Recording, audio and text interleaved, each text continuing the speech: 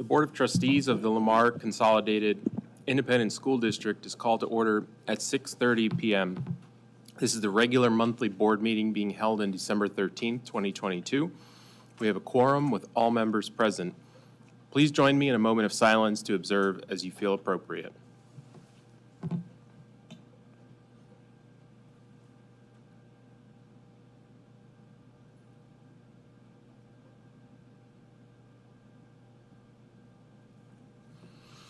Please stand and join me for the Pledge of Allegiance and the pledge to the Texas flag led by Wright Junior High School 6th grader Ainsley Spinks and Wright Junior High School 7th grader Rafael Escobar Constantino.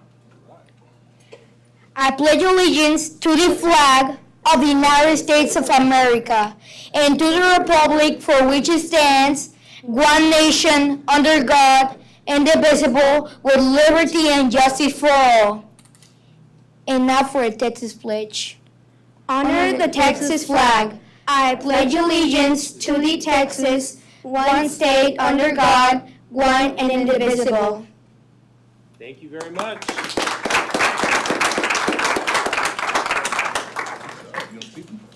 Good job, guys.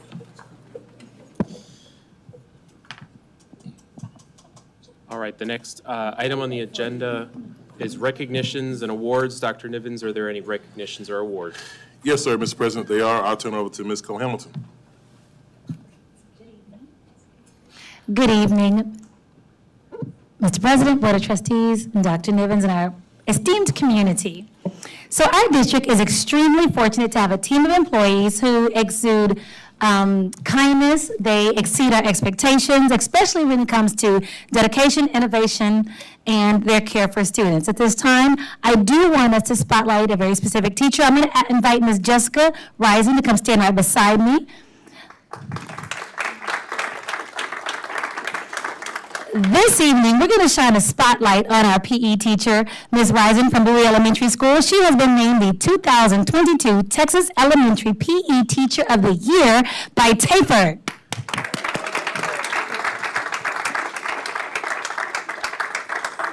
TAFED stands for the Texas Association for Health, Physical Education, Recreation, and Dance. And Ms. Rising was selected out of 3,000 of her colleagues for this prestigious award. She has been committed to making fitness fun at Bowie for over a decade through creative and engaging events that connect families to PE. She's the founder of successful initiatives like the Student Skate Program, Family Skate Night, and PE with Parents. Ms. Rising is passionate about her students and fitness, and it shows in her work. It is her goal to encourage sportsmanship, teamwork, and personal growth with each of our students. Please join me in a wonderful round of applause for Coach Rising.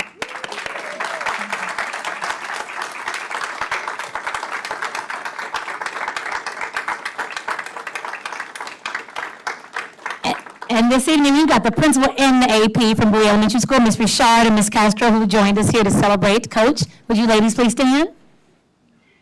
Oh, and come forward for the photo.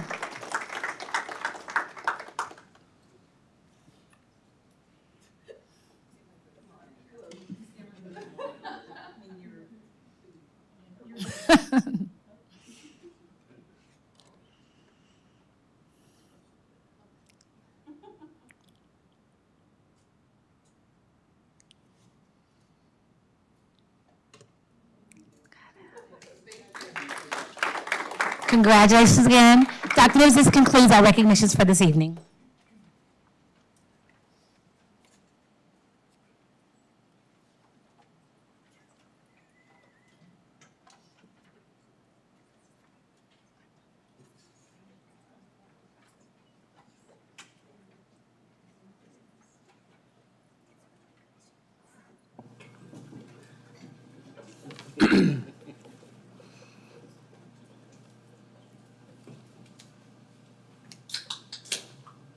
All right, Dr. Nivens, are there any introductions? No, sir, there are none. Are there any board member reports? We're starting on this side this month. Okay. Mr. Lambert? Yes, myself and Trustee Danziger got to be the illustrious judges of the Bowie Spelling Bee. It was great. It was awesome to see these kids shine and all that. I was chosen as the designated bell ringer for when the students miss a word, which is the worst position ever because, like, she made me do it because did get to, last year I was like, not me, it's my first time. And this year they're like, it's you. And I'm like, I don't want to crush dreams. But the students did so well. The youngest was in second grade. So these students were spot on spellers, which was really fun to do. I just wanted to wish everybody Merry Christmas, Happy Hanukkah. Appreciate all of our teachers and our staff for everything they've done to get us to this point in the semester. I was trying to think. I went to a varsity basketball game at Lamar versus George Ranch. It was a close game. It was really fun. And I'm going to George Ranch High School, a varsity basketball game on Friday night. So little basketball in there. Yes, we did have fun, but I've been doing it for a few years, so I go, you do the bell. And they're not going to get upset looking at you. You're so sweet. They're just, at least that's what I told them.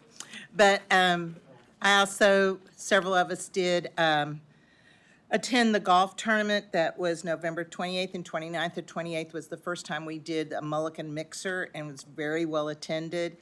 And the next day, myself and a few of my friends helped register everyone, and we had 36 teams, and I don't think we've had it sold out before. It was just a very good event, and thank you to Leaf and Rice and Gardner and all the other sponsors that helped to be a success for our teachers and students, because that's where the money will eventually go back to.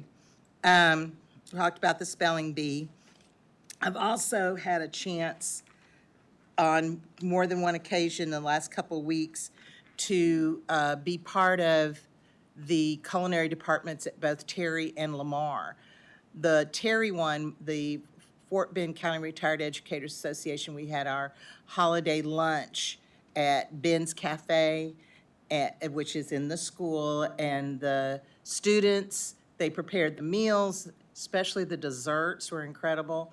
There was another group of students in their floral department that created the decorations, and the retired teachers were very impressed by the students, and congratulations to both the culinary teachers for the job well done. And I know once we get that CTE center, it's going to even be better. The other was, which I have to say a shout out to, to Jacob Frank. He's the culinary teacher at Lamar. His students helped create the food and cater an event at the Fort Bend History Association's opening of their the candlelight tours, and it's a little cocktail or appetizer affair for the members, and they provided the food, they served, they were all dressed up, and as you're going through the line, one young man said, "Try that, I made it." So it was so cute, and it's not only they're getting that experience within the school, but now they're getting the experience outside the school, and it's just a future stepping stone for them. But congratulations to the two culinary departments that I was able to witness. So other than that, I think that's about it for, it was a short month. We had Thanksgiving, so we weren't able to get as much in. I forgot one thing. My husband was able to play in the Leaf golf tournament, and so he played with Mr. Jim Rice and Mr. Buchanan and Dr. Nivens. He had a great time. I know there was some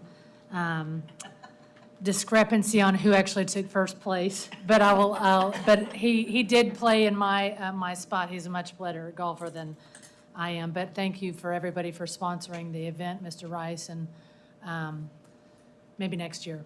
Right. Anyways, thank you. And for Camila for doing a wonderful job. You said it was sold out this year, right?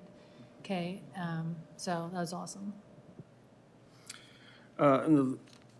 Since the last time we met, I've been out to several schools. I want to thank the principals of Dickinson Elementary, Pink Elementary, Briscoe Junior High for hosting me and having good conversation about the district and their campuses.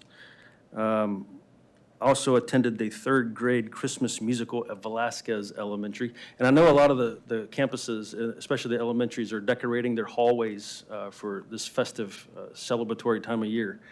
And I know a lot of them have gone really out of the way and made it special for the kids. But the only one that I've seen is the one at Velasquez, and they've done a great job in some of their hallways, the different wings. So a shout out to Velasquez. Attended a wrestling match at George Ranch High School. I also went with Dr. Nivens to the Parks Youth Ranch, which is a place for troubled youth. And a lot of the kids that go there are students in Lamar CISD, so that was an interesting stop. Also went to one of the businesses that relies upon the district for a lot of their clientele, and that was the Gingerbread House Daycare Center, and had a good conversation with the owners about how DOI, becoming a district of innovation, might affect them.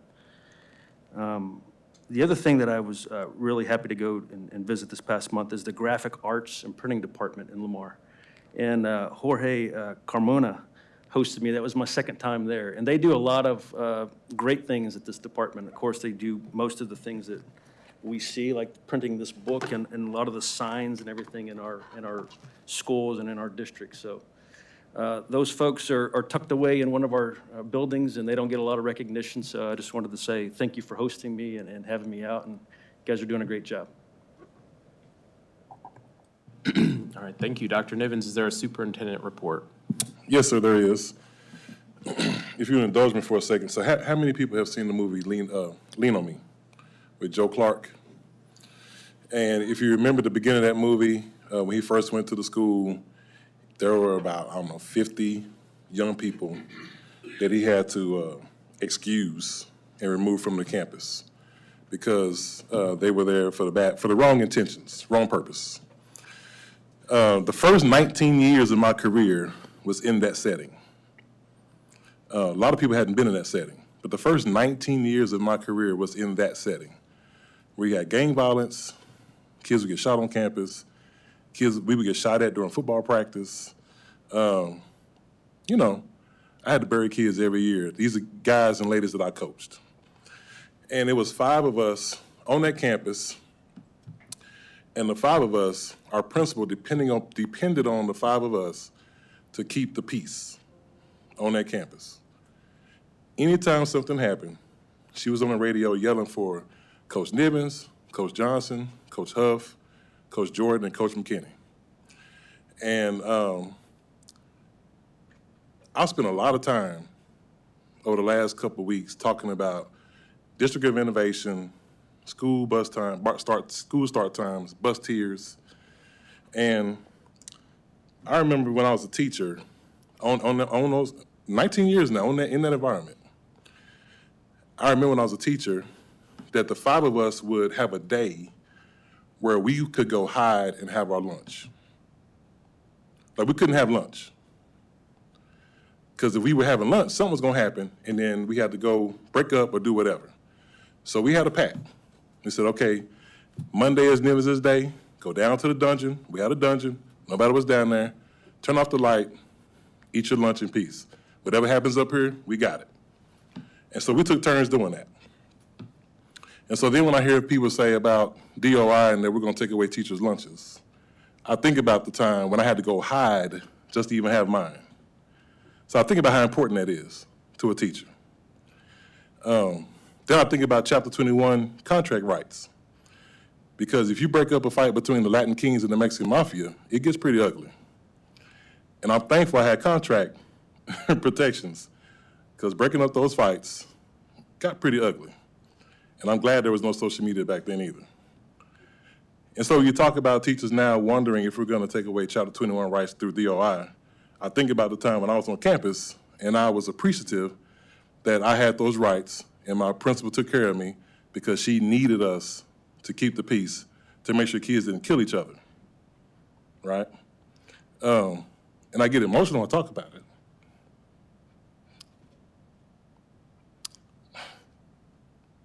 I buried a lot of kids. And that's not why we teach. But I remember calling roll, and I remember asking for Deontay And they said, "Oh, Coach, man, Deontay got shot last night. He dead." And that happened more times than it should have. And so I only say that to say, I remember those times. And it kind of bothers me. I'm just be transparent. Everybody knows I am who I am. It kind of bothers me when people think that under my leadership, we would intentionally do things to harm people that speak life into kids every single day. That's like a punch in the gut. Because I remember where I came from. And I remember the first 19 years of my career wondering if I was going to get shot today at school. Wondering at football practice, what's going to happen to me? So that's just on my heart to say that. Because I've had a lot of conversations and a lot of people just assuming that under my leadership, we're going to intentionally do wrong by people. And that's not why we're in this business. We're in this business to take care of kids.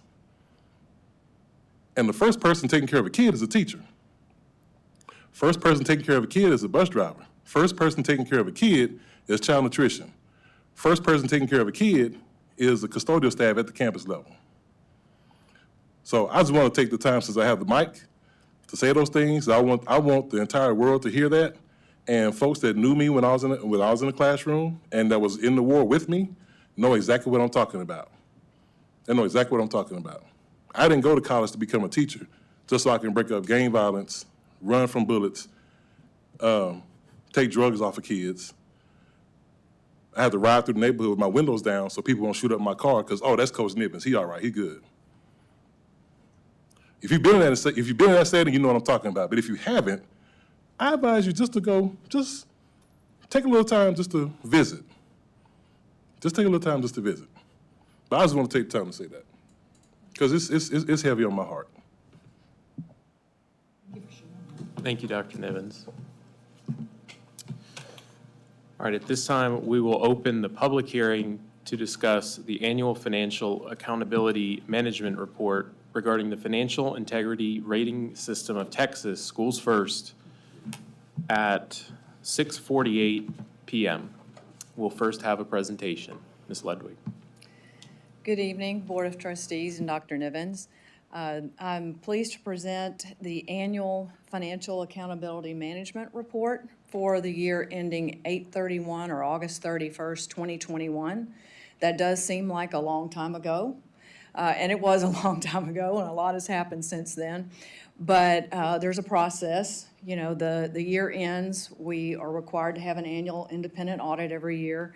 After that, the financial statements and all the reports and things are submitted to the TEA, and then the TEA does their checks of all of our stuff, and then they produce the ratings. So it takes quite some time for that to happen, so that's why this is a lagging report. First, I'd like to talk about our ratings history. For the first 13 years that this system was in place, we had superior achievement, and then there was 1 year that the rating system was being revised, and so you had a pass-fail grade, so we passed. And then the next 6 years, we also got superior achievement. And this current year as well, this will be the 20th year of superior achievement. This report is done annually, and it's available from myself or Yvonne Dawson, and it has all the information that I'll be presenting. This year's score is 94 points out of 100. There are several critical indicators where you have a yes or no answer. There's other ones that have pass, fail, plus a score. There were some this year that was some indicators that were not scored, but as you'll see, we ended up with a 94, and that was superior. The goals of the Schools First system primarily are to achieve quality performance in the management of school districts' financial resources, and then supplemental goals are to measure a district's financial management performance using uniform indicators, and then also to improve financial management and transparency. Changes to the system are made periodically by the Commissioner of Education. This year's system has 20 indicators in the areas of critical, solvency, and financial competence. There are 3 of those 20 that are not being scored this year, even though some points were awarded, even though they weren't scored. And the final rating was released on November 3rd. Each year, we get a preliminary rating, and then about a month or 2 later, the final rating is released. The districts are required to prepare an annual report, and the report has to include the district's performance on the indicators and then comparisons to previous year's ratings. And then it also has to include a copy of the superintendent's current employment contract and other information. Also, a summary schedule for the fiscal year that has certain reimbursements that are received by the superintendent and each board member, gifts that are valued at $250 or more that are received from vendors and even competing vendors that are not awarded, also received by board members, the superintendent, executive officers, and their immediate families. Business transactions between board members and the school district are also reported. And then we can include other descriptive information. In the rating worksheet, you can receive, or the district can receive, an A, B, C, or F. There are ratings on each critical indicator, and those are the important ones, and that's a yes or no answer. If you receive a no on any one of those 4, it's an automatic F for the year. The ratings on the remaining indicators have ceilings, which are a pass-fail, and then point scores as well. They're a maximum of 5 to 10 points each, and the maximum score available is 100 points. And of course, as other standard rating systems, superior achievement, or an A is 90 to 100, a B is 80 to 89, and as you see, below 70 or a no to the critical indicators would be an F, or substandard achievement. As I mentioned, there are some pass-fail score and ceilings. If you fail an indicator, such as number 6, which I'll go over later, the maximum score a district can receive at that point is an 89, so you automatically cannot get an A, so you're automatically a B or less. The critical indicators, there are 5 of those. One of them was not scored this year. The first one is whether or not our annual financial report and the data that's related to it was submitted to TEA on time, which we did, and whether there was an unmodified opinion or a clean opinion on the financial statements, which we did have. Indicator 3 measures whether the school district was in compliance with payment terms on all debt agreements, which we were. And then number 4 is whether or not we made timely payments to the TRS, the TWC, IRS, and other governmental agencies. And we did that. And then indicator 5 is the one that was not scored, but it deals with unrestricted net position that's reported in our financial statements. As I mentioned, there are several different categories of indicators. First of all, the solvency indicators measure the district's ability to meet debt and other obligations. Indicators 6 through 12 are the solvency indicators. And I'll pick a couple of those. Number 8 measured the current assets to liabilities ratio, which is also referred to as a quick ratio. The targeted ratio for TEA is 3 or more, and Lamar's ratio is 5.45. Indicator 11 is the ratio of long-term liabilities to total assets. That measures the financial leverage of the district and what portion of our assets are financed from long-term debt. The ratio needs to be less than 1, and ours is 0.9576. There's also, the TEA allows a fast growth exception. If our enrollment growth exceeds 7% or more over 5 years, we automatically pass that, and our growth over the last 5 years has been almost 18.5%.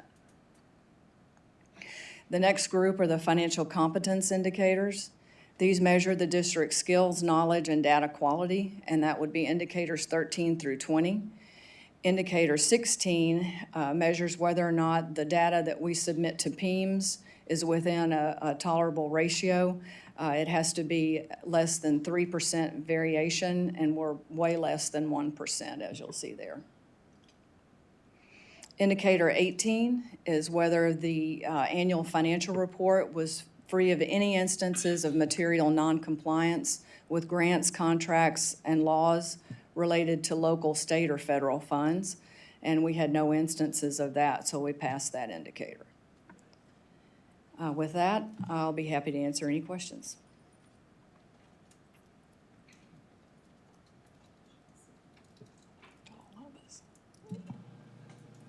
All right, no questions from the board. This is a public hearing. Are there any comments from the audience? All right, I'd like to thank you, Ms. Ledwig, and the entire finance department. That's a big achievement that we've done this 20 years in a row now. Thank you. Thank you.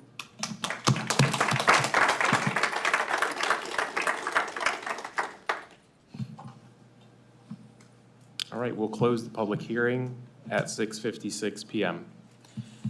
At this time, we will open the public hearing to discuss the District of Innovation at 6:56 p.m. We'll first have a presentation.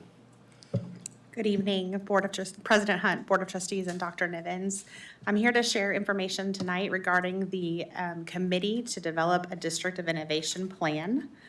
I want to start by just reminding everyone where we are in this process. So the District of Innovation is a concept that was passed by the 84th Legislature with House Bill 1842, and this gives traditional school districts opportunities for flexibility, flexibilities that are provided to charter schools and Texas open enrollment schools. The potential benefits of becoming a District of Innovation are that we have local control to decide which flexibilities best suit our district's needs. We have freedom in customizing an innovation plan that fits our district needs. And we have autonomy in that plan in that it requires board approval but does not require TEA approval. I want to just take a moment to remind everyone that, as Dr. Nivens mentioned earlier, the Texas Education Code, Chapter 21, Chapter 25, and Chapter 37, a whole book full of laws and rules that guide school districts with the information passed down by the state legislature. So Chapter 21 protects educator rights, contract rights that Dr. Nivens mentioned earlier, things like duty-free lunch, 450 minutes of conference time, and so on. Educator contract rights. Chapter 25 deals with issues of admission, attendance, transfers. Things that would fall under Chapter 25 would be calendar, so the start and end date, the number of instructional minutes in a school year, and so on. And then Chapter 37 is discipline and law and order in the school district. And the reason I mentioned these three chapters specifically is most of the opportunities for flexibility allowed within the guidance provided for District of Innovation by TEA fall within these chapters. Okay, so anything that is included in our plan, anything that isn't included in our plan is automatically, educators are protected by Texas Education Code. Okay. So we want to make a commitment from the beginning that these are items that we will not consider for our plan, okay? We will not eliminate teacher contracts. We are committed to that. We will not decrease the number of educational minutes in a year. So TEA requires 75,600 minutes, and we are committed to providing those minutes of instruction. We will not reduce teacher compensation. We are not cutting teacher salaries. We will not eliminate duty-free lunch. Every teacher is protected with their 30 minutes of duty-free lunch. And we will not reduce or eliminate teacher planning time. So Texas Education Code requires at least 450 minutes of planning time within a 2-week period, and we will not shorten that or eliminate teacher planning time. Our District of Innovation Committee is presented to you all as an action item tonight as the district's district-wide Student Improvement Council, okay? And so that is led by Chairperson Sarah Ryan. Sarah is a teacher at Arredondo Elementary, and her right hand is her secretary, DSIC Secretary Heather Turici. And both of these individuals were elected into these offices by the DSIC membership, and Heather is a teacher up at Fulshire High School.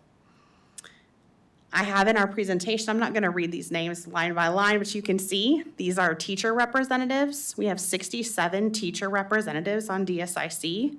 So we have a number of slides that are just teacher representatives. Then we have a group of representatives that are non-instructional staff. And those include GT facilitators, assistant principals, counselors, instructional coaches, athletic trainers, and so on. And then we have 2 district level members elected to DSIC, Dr. Casey Lazar, who's in charge of CTE, and then myself.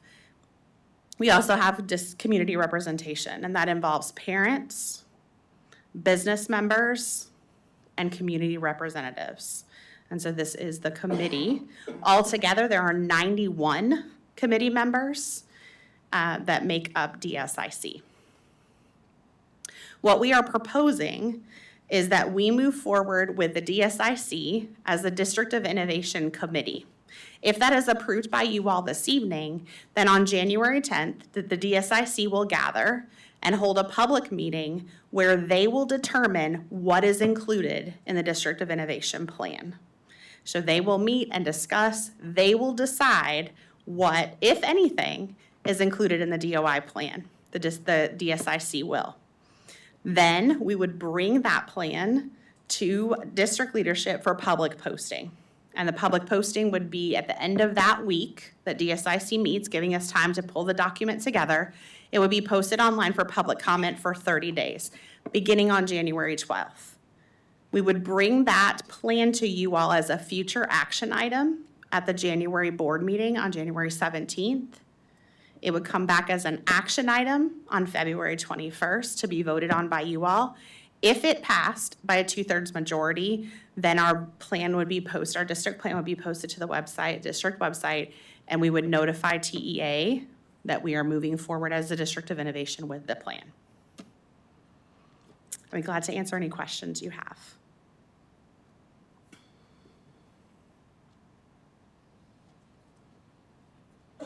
Mr. Welch. Yeah, I have several things, and we have this topic can come up several times tonight, so I'm not really sure how much of this to go with right now, but,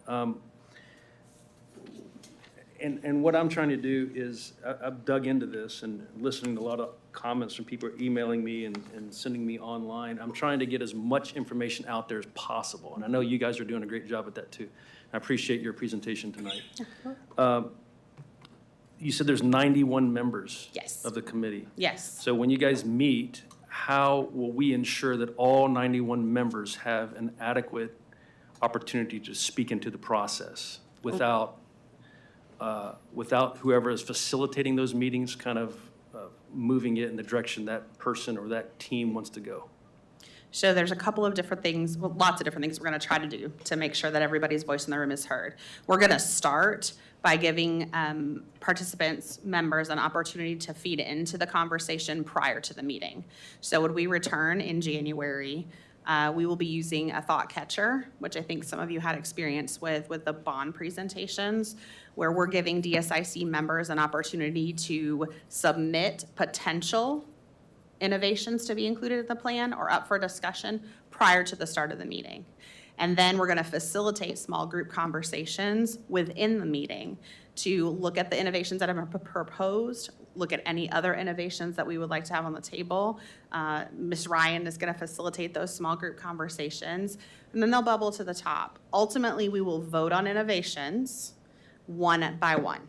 So we will take each innovation individually and vote on each separate innovation. So nothing gets lost. The goal is that nothing gets lost in the process, that we don't, that nobody feels like something was slid in that they didn't have a voice for. And then we will share in full transparency before we leave all of those votes and make sure everybody feels confident before they leave the meeting that what's been decided in the room is the process. So our goal is to facilitate lots of small group conversation, come together as a whole group, and vote on those items before we leave here today. So the group, when they meet in January, are they bound to the 7 items that you guys presented in Absolute- November? So it absolutely could- not. It could change and morph, and It absolutely could, and all of those could be off the table from the start of the meeting. Those were just potential innovations that were presented. The DSIC, if that is the committee that moves forward, will be the one to define the plan. So nothing is predetermined, nothing is pre-selected. Those were examples of innovations that could or could not make the final plan based on the committee members' decisions. at the January board meeting, we are going to be presented with the plan that the committee has come up with to be voted on in February. Is that correct? That is correct, yes, and we'll post it for 30 days for public opinion as well, public comment. So it'll be posted on January 12th, open for public comment, linked to the district webpage. We'll work with the communications department, community relations, to make sure we get that word out, but it's posted for public comment. It'll come to you all in January as future action and for vote in February. Kind of a point of clarification, the district is not going to facilitate any of this. You know, the committee can coordinate with communications about getting things posted, but Ms. Ryan is is the chairperson, and so it's her responsibility to facilitate all this, get people to the meeting, make sure people have conversations and have input. And so that's why they elected a chairperson and a secretary. And so even though Ms. Marchena is on the committee as a district level person, she's just talking tonight. She's not gonna facilitate anything. All this will be done actually by Ms. Ryan, the chairperson. Gotcha. Appreciate it. Absolutely. So you said that there were 91 members of the committee. What percentage of those are teachers?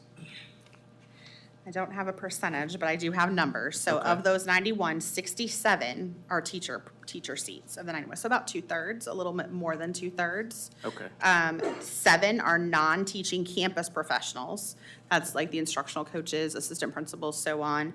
2 district level people, 8 parents, 3 business representatives, and 4 community members. And how are those, we have a big district, how are those teachers selected or elected? How do they get on the committee? Absolutely, that's a good question. So all of that is outlined in board policy, and those are elected by campus staff. So a campus opens an election, and then nominations happen on that campus, the vote happens on that campus, and then they are elected by their colleagues to serve on the DSIC.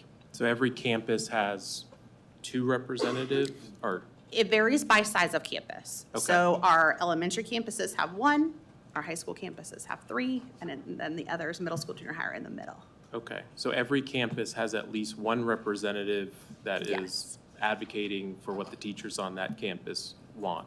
That is correct. All of these folks represent their campus. Okay. And so the folks that are in the DSIC ostensibly would be going to their campus, talking about District of Innovation, getting input from them, and then coming back. If something doesn't make it into the District of Innovation plan, say the teachers that are on this DSIC decide that, you know, one of the points that was brought either a month or 2 ago, that was a proposal from the district. If the DSIC decides, we don't want that particular bullet point, is the administration going to add that back in and then come to the board with it? Absolutely not. The committee is building the plan. Okay. So whatever is voted on in that room by that committee is what makes the final plan. Part of Heather's responsibility in the meetings is to take meeting minutes. So she takes dubious notes, and those notes are posted to the district website the next day. And so all of the conversation, all of the decision-making process is captured.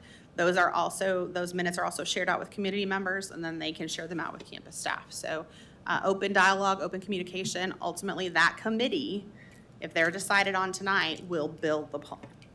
Okay, thank Can you. I want to clarify one thing, Mr. Hunt. The last meeting I was at, I discovered 2 people said they actually were not elected, they were appointed.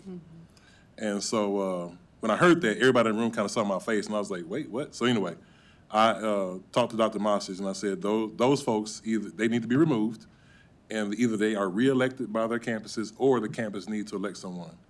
And so at this point, I'm going to, and I hadn't followed up, at this point, I'm going to assume that everyone that's going to show up in January has now been elected. There was only 2 people that I was made aware of. But we made sure we had a conversation with principals about making sure you follow that process, because it's lined up in board policy. make sure folks are elected to it. And there were 2 that I know that were appointed.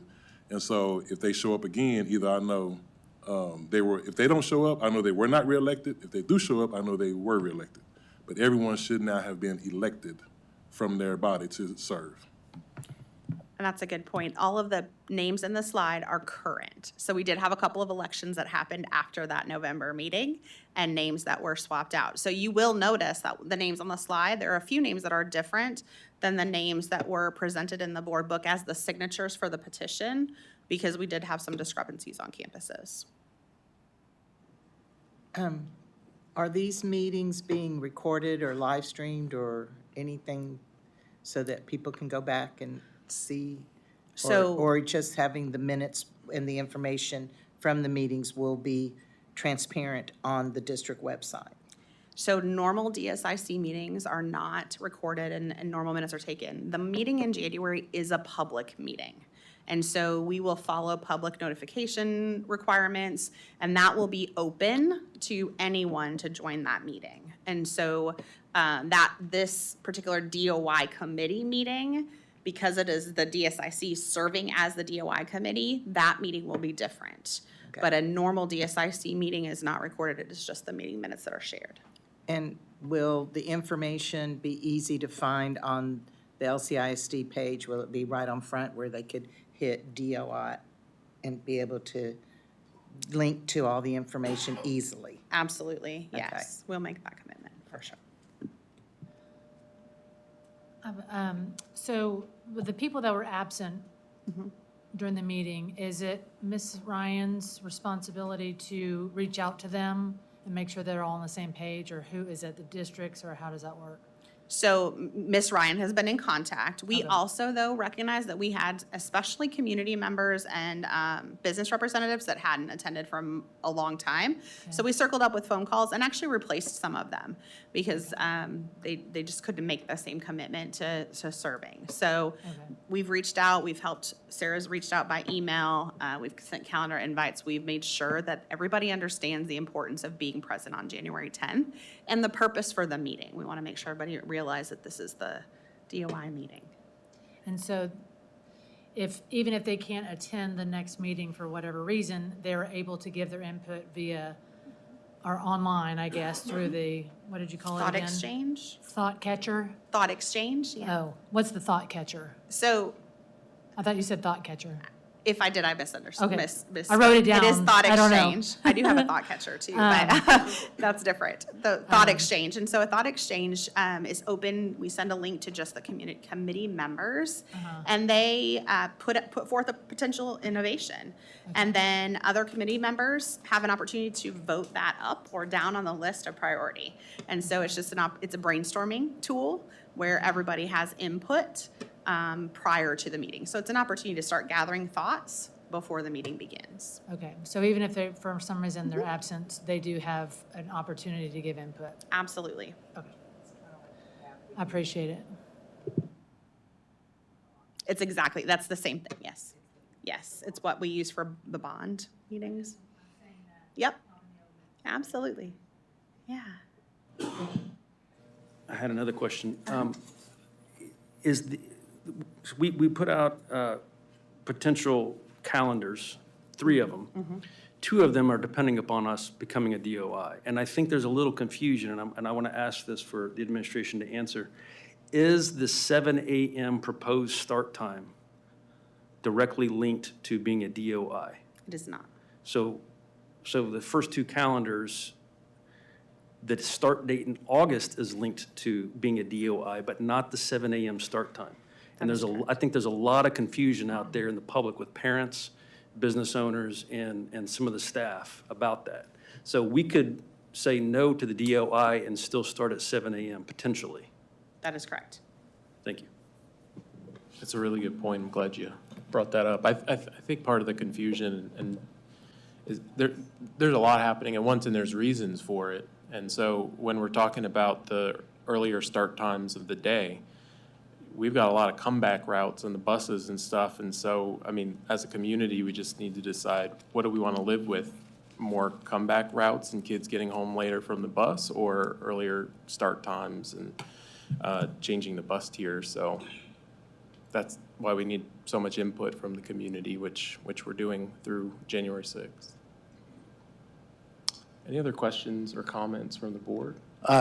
Y'all asked questions that were straight out of my mouth as well about just making sure that what is presented to us is from the group. And so I've received a lot of comments and concerns about that kind of stuff, that it's not pushed from here out, it's pushed from the community and all that. So I do appreciate y'all asking that, and then also your response of that what we will see and what we will vote on is from the community. So that's, again, just publicly say that I do appreciate that. And then also, I mean, this is, like you just mentioned, it's a lot of change right now at once. So just want to be conscious about all that whenever we've also grown really fast also. So, yeah, we have to do something.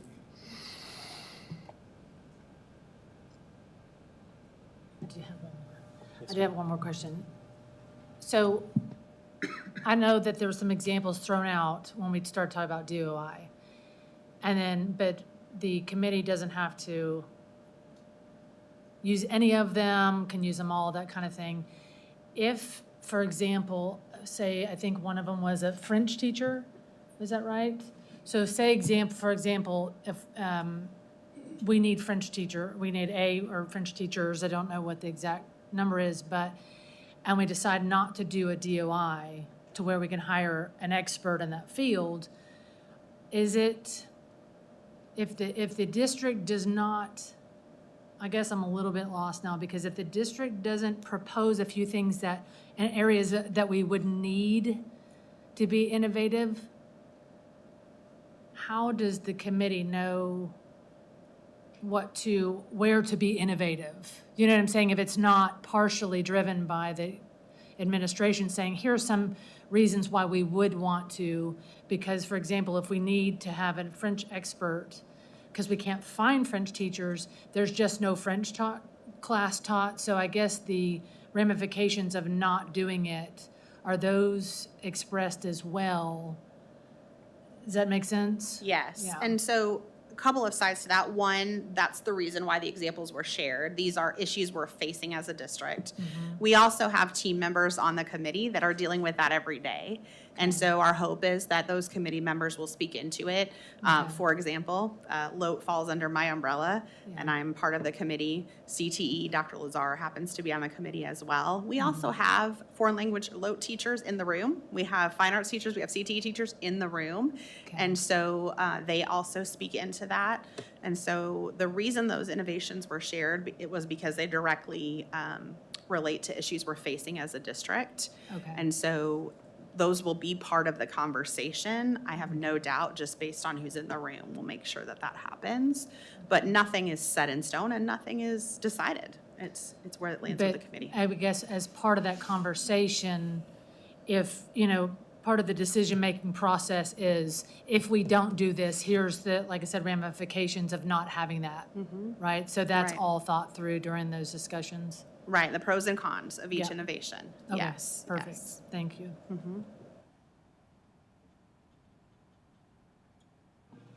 All right, this is a public hearing, just like the one that we last did. So although the next item on the agenda is public comment, and I understand that there are a number of people here that have come to give public comments, some maybe on this topic. This being a public hearing, you can speak during this portion before we close the public hearing. So if you'd like to speak on DOI during the public hearing, you can come forward now.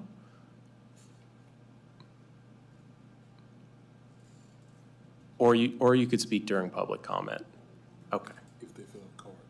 If you filled out a card, you could speak during public comment, but anybody could speak on DOI during the public hearing. All right, not seeing anybody, not having any more comments, we'll close the public hearing at 7:19 p.m. All right, Mrs. Johnson, are there any public comments?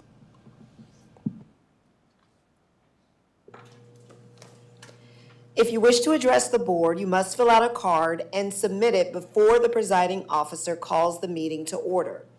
While speakers generally have 5 minutes to address the board, the presiding officer may establish an overall time limit for public comment and adjust the time allotted to each speaker when necessary to accommodate a large number of speakers.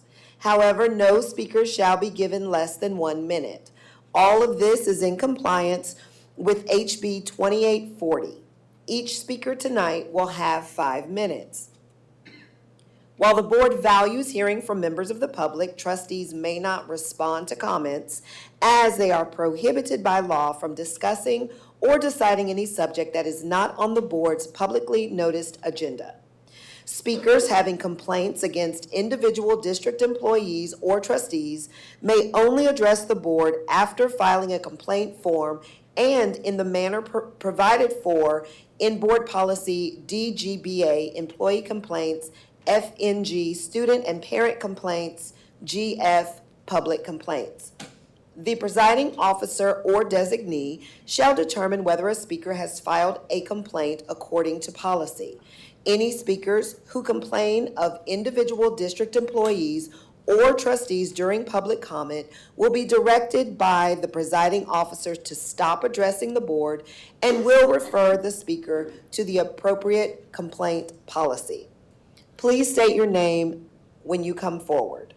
Our first speaker is Lori Underwood.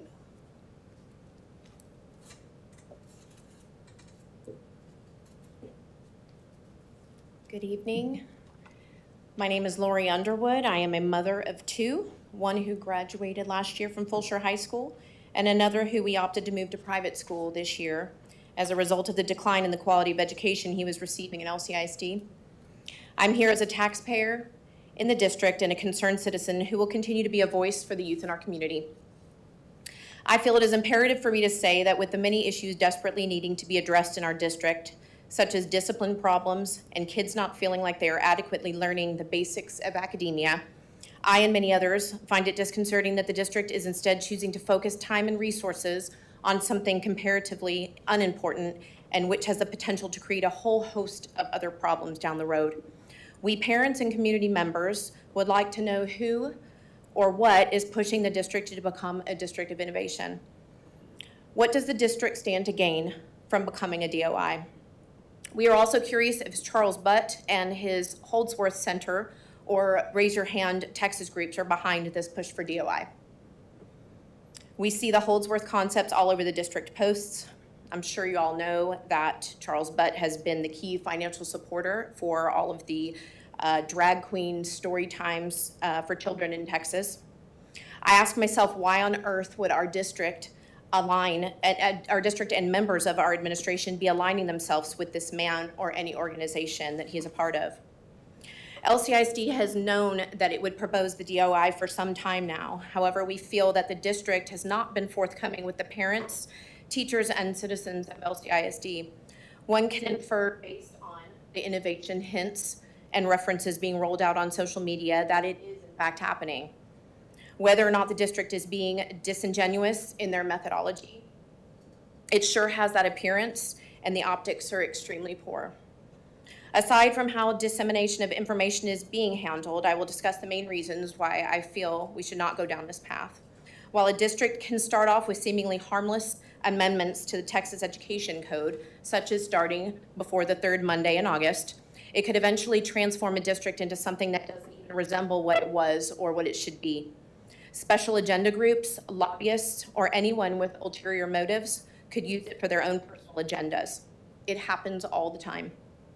The Texas Education Code has been in place and is there to protect. Additionally, people like to tout the calendar can be changed. As you can see from the survey results and responses, very few are interested in these types of changes. Some proponents also like to throw out statistics about how many school districts in Texas have gone to DOI as if it's a justification to follow suit. However, I find it no coincidence that as of 2022, and while more Texas districts have become districts of innovation, Texas is now ranked 43rd in the US for educational quality. That's 7 spots from rock bottom, and certainly not something we should emulate in LCISD. Many teachers, staff, and parents are concerned about becoming a DOI. Did the administration sit down and talk with them about what was being planned ahead of time and get their feedback? Do their opinions and feelings carry any weight regarding the matter? I know I heard some that there will be some here in the future, some discussion, but it still seems like such a short amount of time. Even if there had been ample time for feedback, many of your staff have expressed fear of telling how they feel without anonymity because of the retaliation that they have seen others endure for expressing their true sentiments on certain issues. It seems minds are made up, our opinions are inconsequential, and now the intent is to jam it through with little or no time for a public discussion. The solution to this precarious situation is to slow down the process and table it for now. Give the administration, staff, and parents time to do more due diligence and then discuss their concerns. There should be no rush to action when clearly many are not comfortable with this move. Please give a tangible demonstration that you care about how we and your staff feel, and place the process on hold until a later date and after such time as the public and district employees have had time to do more research and have open and honest discussion. Thanks. Our next speaker is Catherine Kaminsky.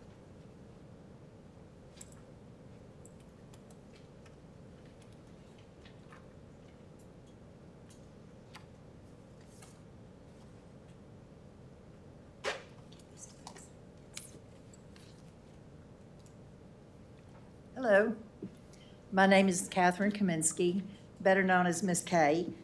I am a former LCISD board member. It was much easier sitting there than up here, for me anyway. I've always had a reputation for asking questions, and I too am very curious as to why you are interested in getting designated as a district of innovation. This was passed in 2015, and I never heard it mentioned in the 8 years that I served on the board. I am curious as to how many of you were aware of the DOI while you have been on the board. I found out, and curiously, it's not new. It's been in effect for over 7 years. In 5 years, it's supposed to be renewed or revisited, and I wondered, or I would like to see a report of this 5-year. Have school districts dropped? What did they experience?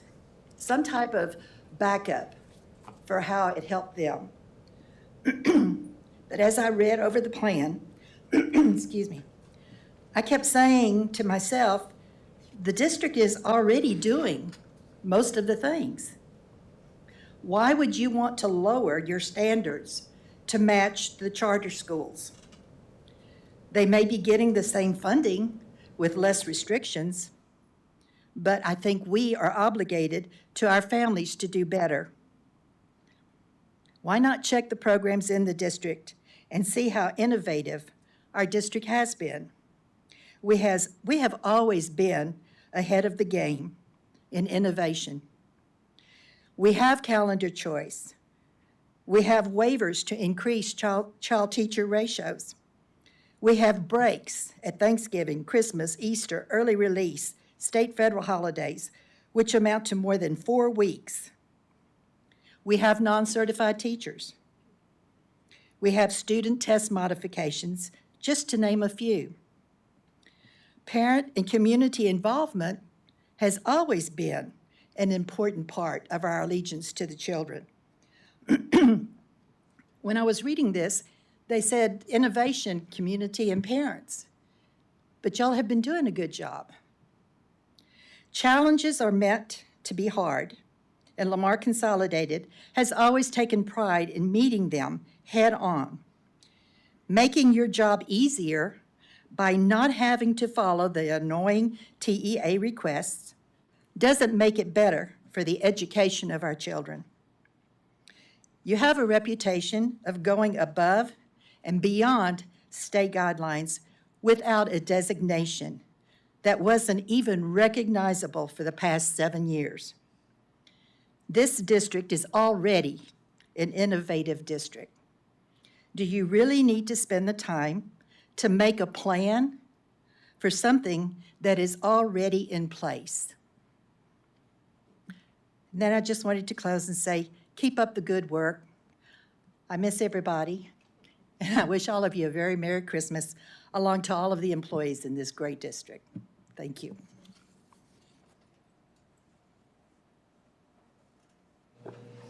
Our next speaker is Shannon Savinoa.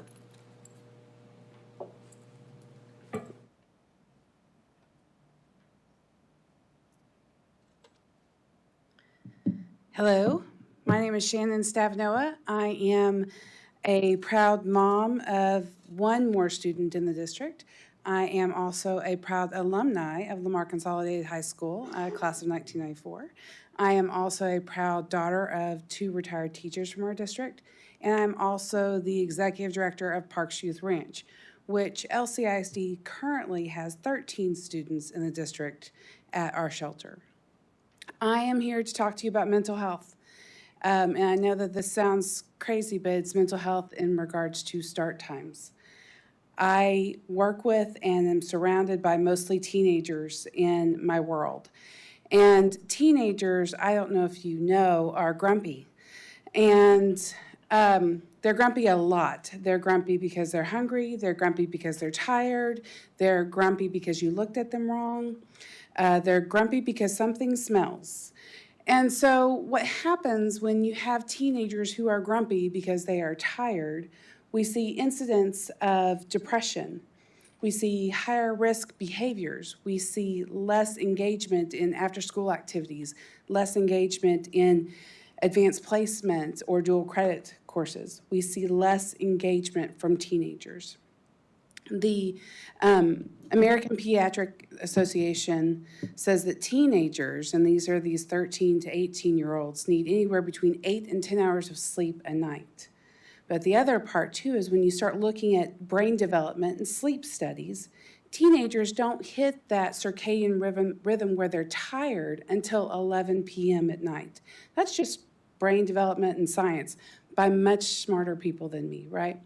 And so when you talk about a teenager who's not even getting tired until 11 p.m., asking them to be up and ready and able to engage with curriculum, especially like my daughter, who is a junior at Lamar Consolidated High School. She has AP English for first period, y'all. If you ask her to engage with AP English at 7 a.m., I can guarantee you, because she hasn't gone to bed till after 11, she hasn't gotten the 8 to 10 hours of sleep that she needs to get, she's not going to engage. And we're going to see test scores fall. We're going to see mental health challenges rise. And right now, for our kids, especially our teenagers, their mental health has to be our focus. We want them to be successful. We want them to be able to engage. We want them to learn in our classrooms, not just the curriculum being presented, but the social things happening in the hallway, the healthy touch, the healthy engagement with their teachers and their peers, right? And if we have those situations where they don't feel safe, where they are too tired, they are not going to be able to achieve and accomplish at the level we know that every one of these kids can do. So what I'm asking, as you consider start times, and listen, again, as an alumni from Lamar Consolidated, I remember when they built that school, Terry High School, all the way across town. And I thought, my gosh, they have to go all the way over there? You gotta be kidding me. I remember that. And so I know how fast, because I'm not this district has grown, and I see how fast it is. So I understand that you've got to make changes and address the challenges of getting people to school and from school, and you've got to be able to support staff. So I understand the need to go to a 4-tier bus system and those 4 start times. I'm not saying that that's not a great answer to the challenge.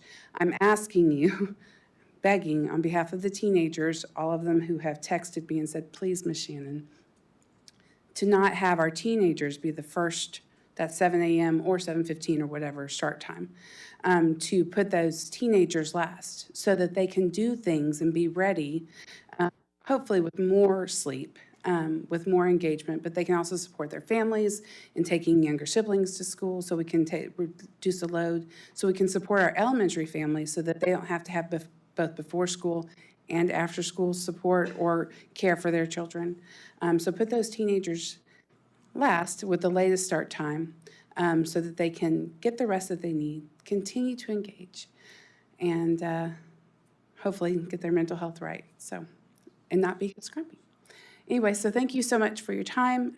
Merry Christmas, Happy Hanukkah, Happy New Year, and thank you for all that you do. That is all, Mr. President. All right, thank you. At this time, we'll take action on the consent agenda. Are there any items that the board would like to pull at this time?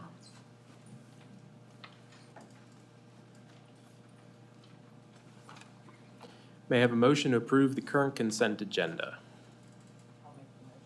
Ms. Danziger makes a motion. Ms. Williams seconds. Any discussion? Alex, Oh, I got a question. Yeah, I didn't think it was worth pulling, but I do have a question on item 10M, as in M&M. We got this packet, as everybody can see, Friday night, and tonight's Tuesday, and there are 469 pages of specifications for design and construction that I flipped through, but I did not go through with the fine-tooth comb. So I have a very simple question. Are there any major changes on this document that, from what I understand, we're going to approve for the next 5 years from what we're currently doing? Mr. Welch, I would definitely say there's no major changes. What TEA requires us to do is every 5 years, we're required to update and revise our education on our technical specifications. TEA by law also requires us that when we hire an architect to go to a building or remodel, we have to provide them with an educational spec and a technical spec for them to design off of. We spent quite a bit of time working with our instructional staff to revise the educational specs to meet what we're currently doing. So as technology changes and as we change things within our classroom, that's when we revise our educational specs. For instance, if we add our Promethean boards and we go from 4 drops to 5 drops, technology drops within the classroom, that has to be in our educational specs. So it's that type of thing that we've updated to what we're currently doing so that it matches the specifications. So we provide it to the architect. That's a contractual document that they now have, that they're required to design our schools based on our education specs that we have within our facilities and our technical specs. So for instance, if we have a specific type of water fountains that we like with the bottle fillers and filters and things of that nature, they're part of our technical specs. So knowing when they build our buildings, they meet the current specs that we're wanting for our facilities. Appreciate it. any further discussion?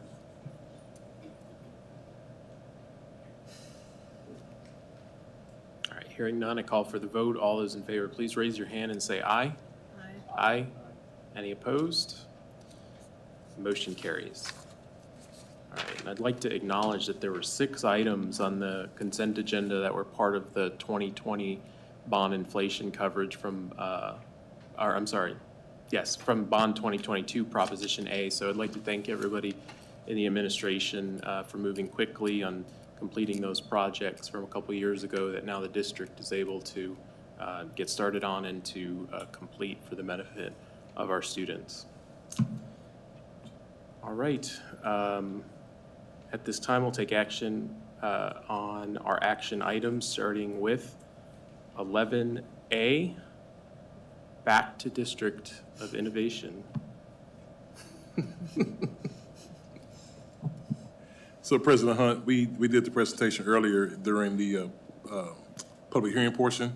And so if there are any other questions we need to address for the board, but at this moment, we're just asking the board to approve the committee to move forward with starting the conversation to create the plan.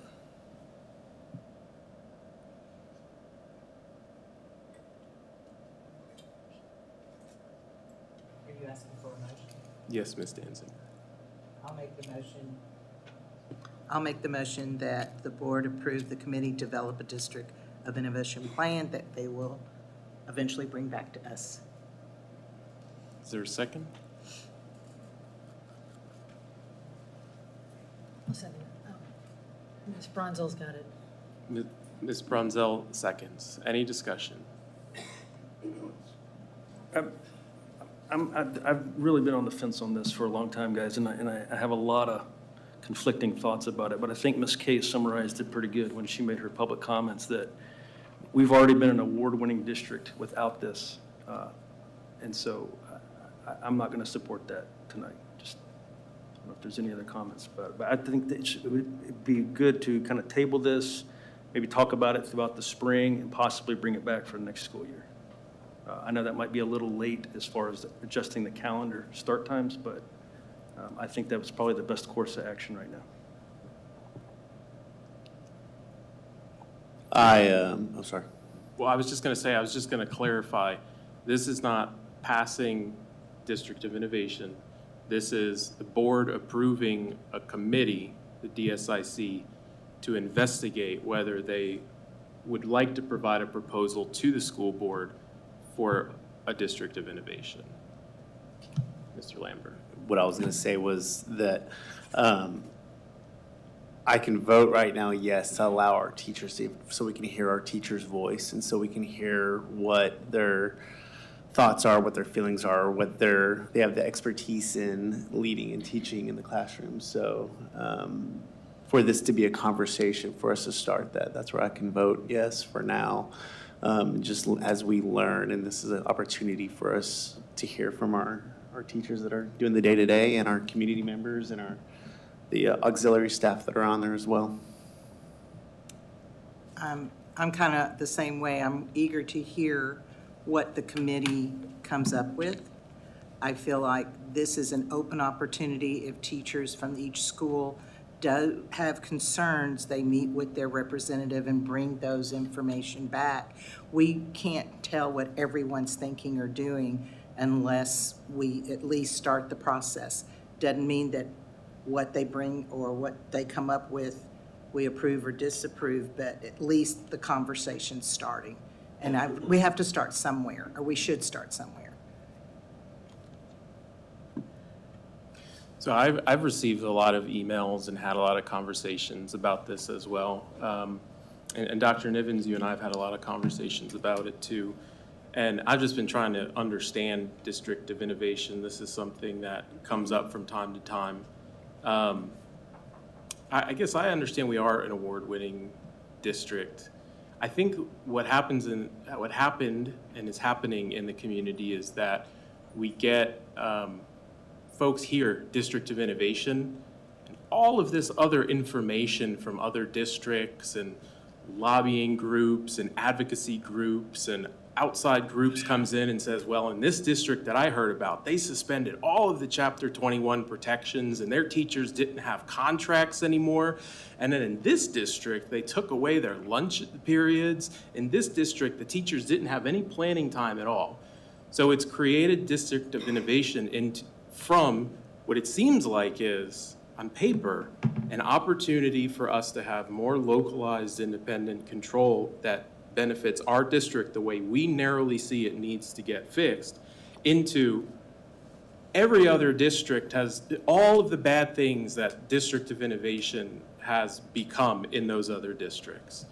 And so I'm going to support the idea of allowing teachers, the DSIC, which is a group that is led by the president of the Lamar Classroom Teachers Association, and is a group of about 75% of teachers, to allow them to tell us whether they think that this is in the district's best interest.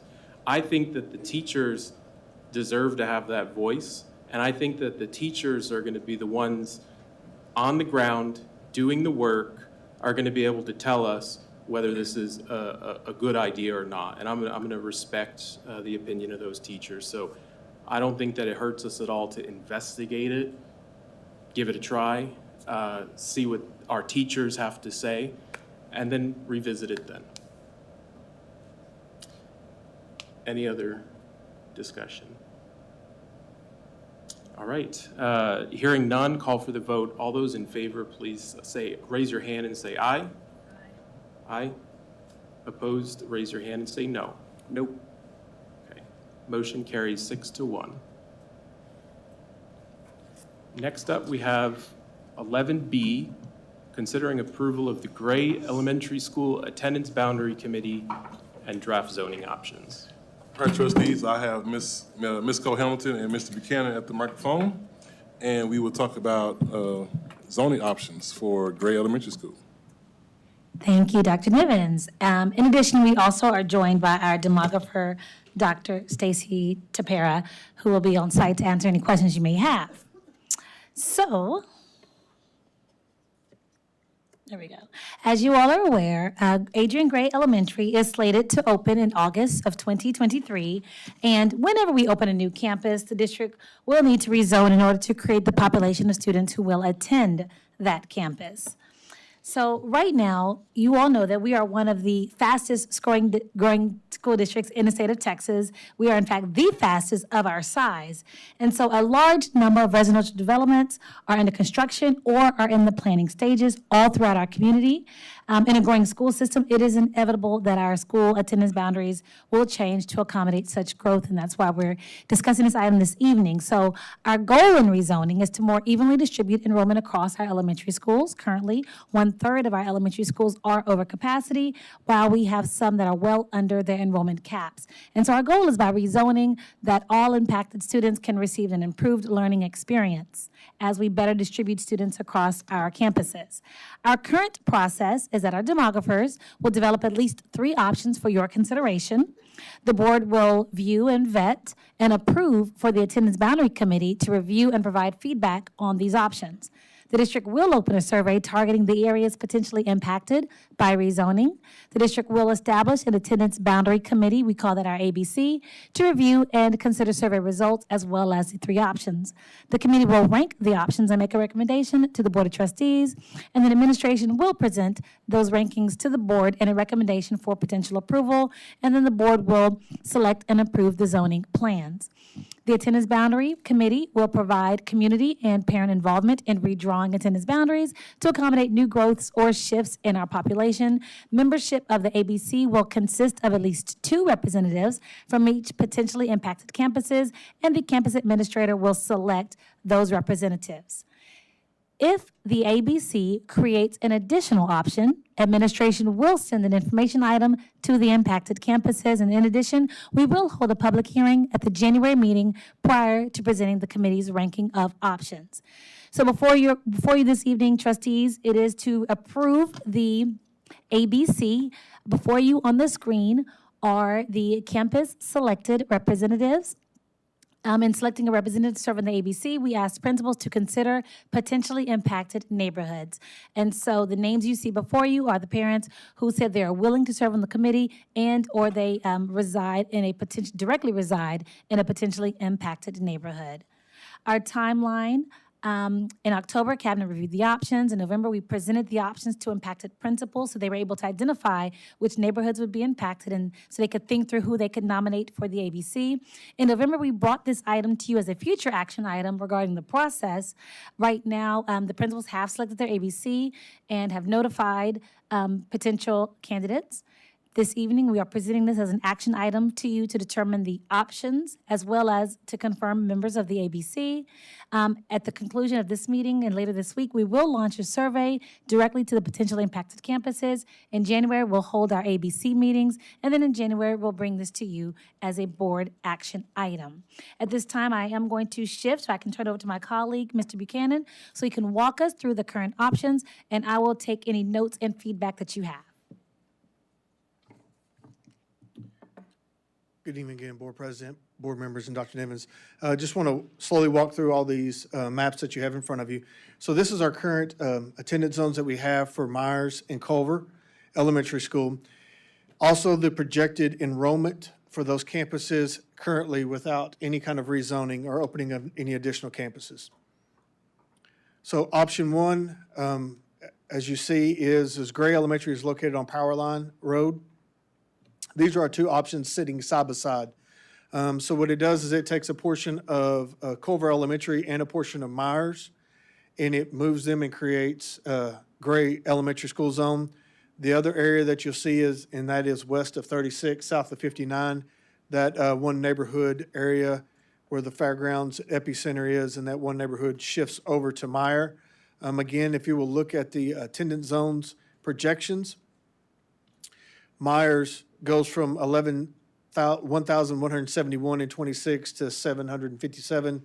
Culver would go from 1,528 to 1,106. And the Gray attendance zone has a capacity of 850, and it would at 2026 it gets to 836. Are there any questions about option 1 before we dive into the other 2 options? So let me get this straight. Some of Meyer will go to Gray, and some of Culver will go to Meyer That is correct. on option one.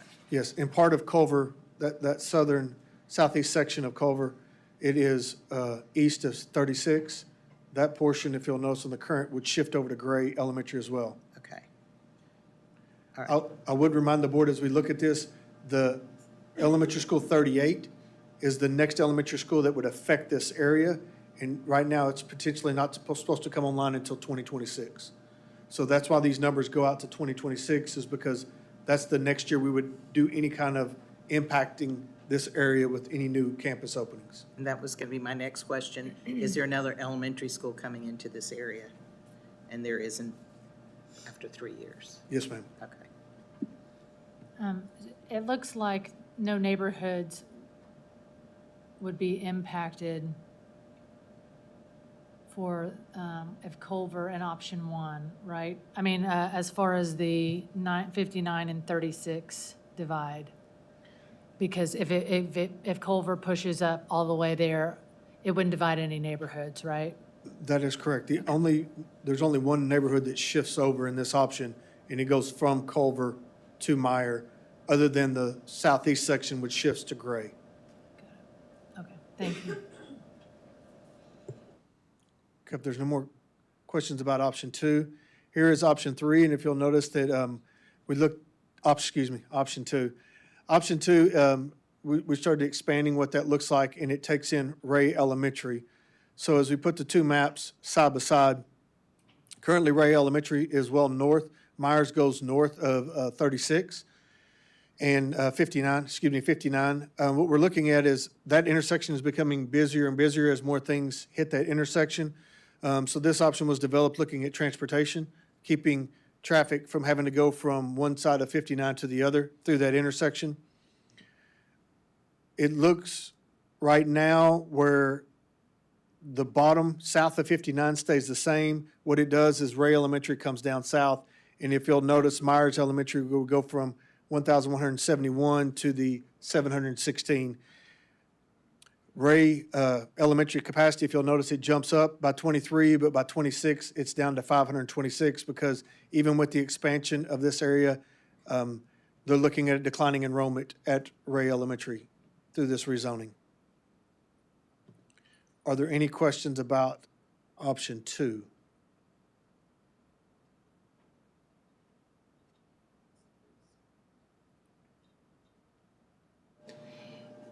For Gray, does it, on this option, it looks like, does it? It does Can't- not change.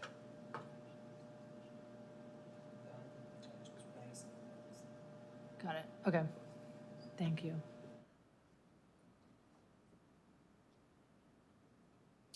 Okay, our third option is looking at adding Bowie to the mix, because that's the closest elementary school to this area as well.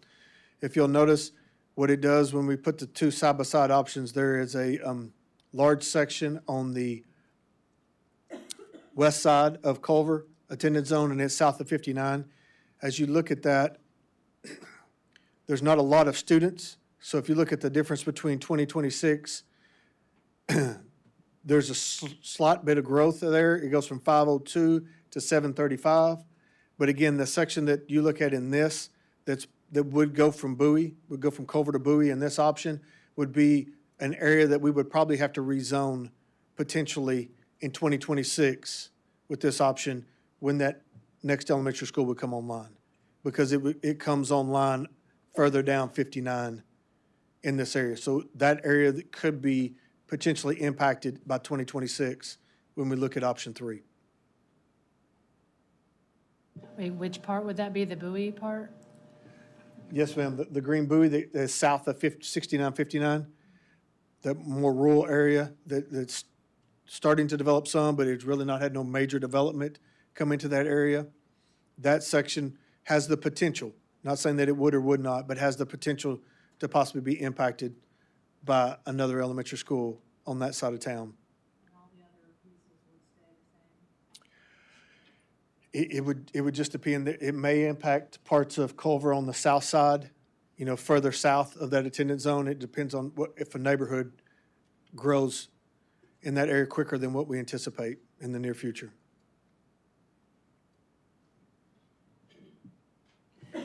There are representatives from the Bowie campus on the committee, is that correct? That's correct. There's representatives from Bowie, Ray, Meyer, Culver. There's not any from Gray because Gray doesn't exist yet, but we do have representatives from that section of the map. At this time, does Bowie have portables? And they're the ones that the bus has issues with, so. Have we, somewhere in my mind, I thought about that Beasley was getting full, that we might have to move some kids from Beasley to Bowie. Is that still an issue or Currently, not? right now, we have a campus capacity committee that monitors our enrollment right now. With the rezoning that we did last year, it seems to have kept us fairly steady in those campuses as of right now. Again, we think that we would have been able to address that when we open Elementary 38, which is near the Beasley attendance zone. Okay. Because I see, Bowie capacity is 584, and if option 3 really jumps them up over. Yes, ma'am. So then they would have to be in the mix for another school eventually. Okay. Yes, ma'am. Wow.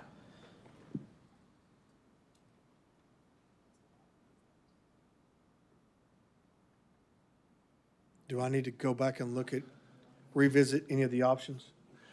For transportation purposes, will there be a new bus barn in that area at some point too that will help?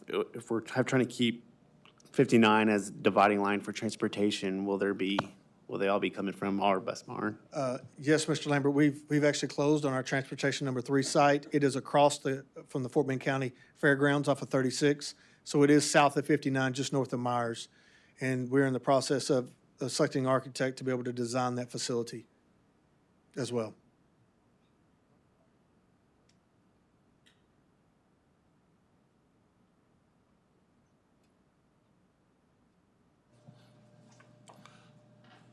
And one thing that we discussed at the last meeting when we were talking about future action items was the ability of the committee to present a 4th or maybe even 5th or 6th option. Is that outlined, what the ABC would be able to provide to us? Is that outlined in here? In terms of what we shared earlier, yes, they would have an opportunity to create a 4th option, should they choose. For you all to consider, we would notify the rest of the parents that a 4th option was created, and we would send that only to the directly impacted campuses. Thank you. All right, any further discussion? So option 3 is the only one that, unless I'm reading this wrong, gives Culver enough relief. Yes, Ms. Williams. That's why we were looking at option 3, is trying to get our elementary schools as level as we can during this process. Another thing that we mentioned about the campus capacity committee is if Bowie does grow faster than what we anticipate, that would be a chance that we would have to cap that campus and move that enrollment instead of letting that campus continue to grow, if that were to happen. Okay, thank you. One more, just for asking in public, and since this is shared, at what point or has already been shared with the schools impacted that this is happening? As whether it's in the newsletters or whether it's in all that? As of right now, we've only communicated with the campus principals. After tonight, we wanted the trustees to see the option, but after tonight, the rest of the campus would be aware whether they're impacted and what options they would have for consideration. And could we see again when the community from these schools would be able to give their input after the committee makes their choice, if the community wants to? So the order. Oh, there it is. So the order is not, it's reversed. So after the board decides what the options are, we're going to then launch the survey to the impacted campuses. That way, the committee can consider the feedback from the larger body before they make their recommendation to the trustees and provide their ranking.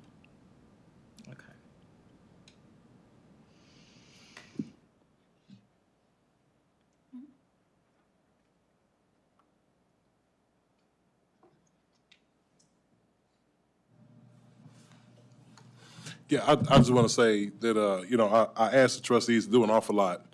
And not only are we talking about everything else we talked about earlier, but also, you know, rezoning, we call it the ugly R word. And so because we have quite a few of our campuses that are over capacity, and we have some that are under capacity. And so this rezoning will allow us to be able to, our campuses that are not as utilized as they should be, start putting more students in there so now we can level the playing field across the entire district.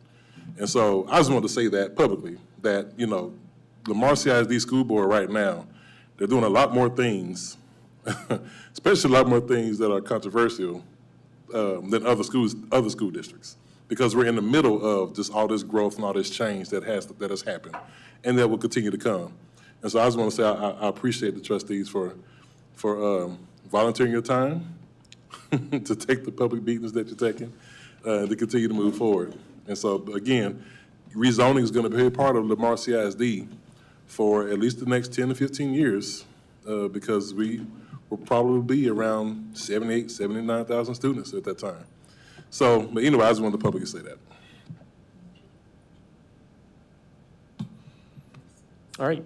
Is there a motion to approve the Gray Elementary School Attendance Boundary Committee and draft zoning options 1, 2, and 3? I'll make it. Mr. Welch moves. I'll second it. Mr. Lambert seconds. Any further discussion? Hearing none, call for the vote. All those in favor, raise your hand and say aye. Aye. Any opposed? Motion carries. We have 2 information items remaining. We're going to take a quick 5-minute break. It is 8:02 p.m.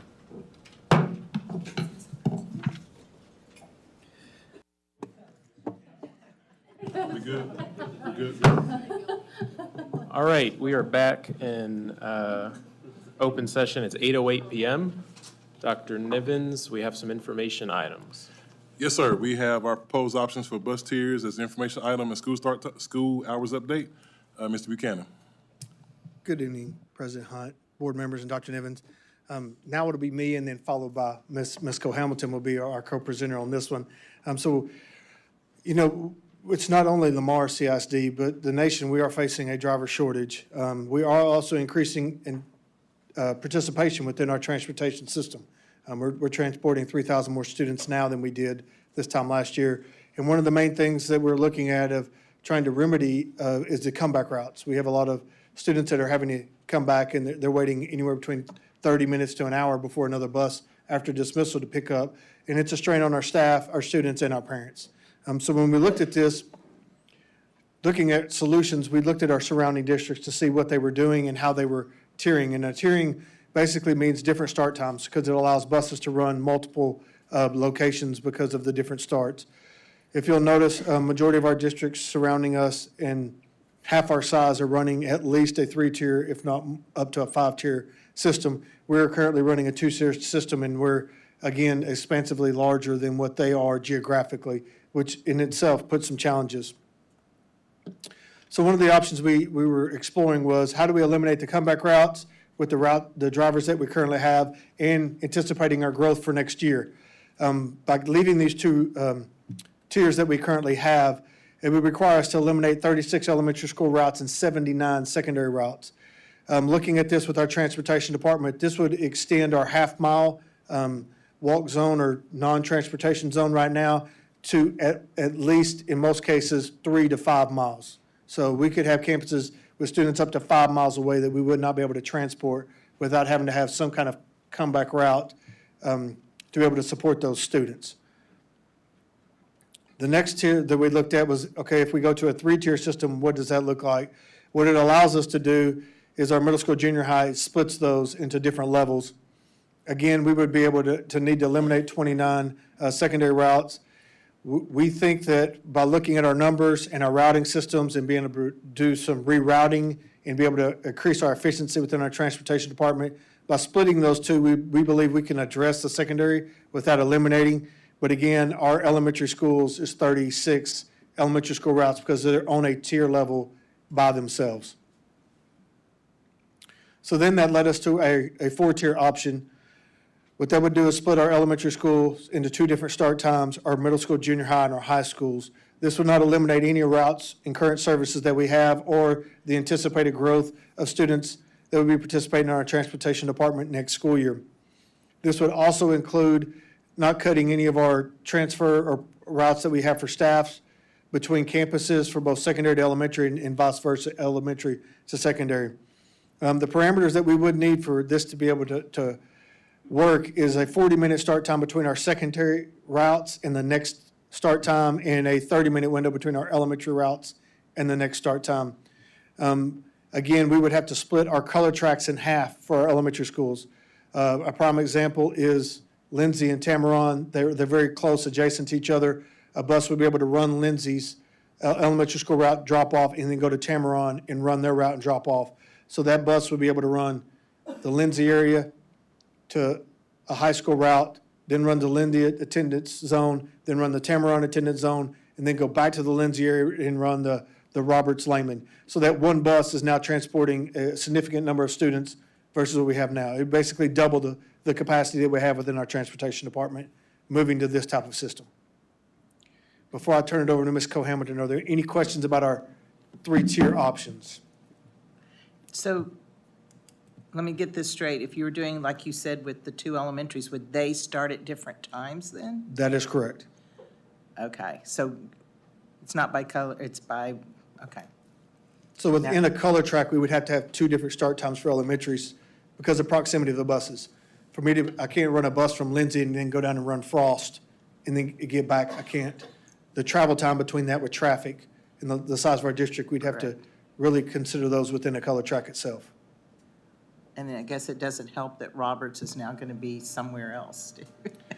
Well, one thing that we've looked at, especially with this, is we would split, Roberts would have its own buses. So at this point in time, with us having to relocate them temporarily to Terrell, Roberts will have their own buses. The bus routes will be a little longer, but there will be sixth graders only on those buses. Okay. And then seventh and eighth for Lehman because of the location of the two campuses being separate versus being adjacent to each other.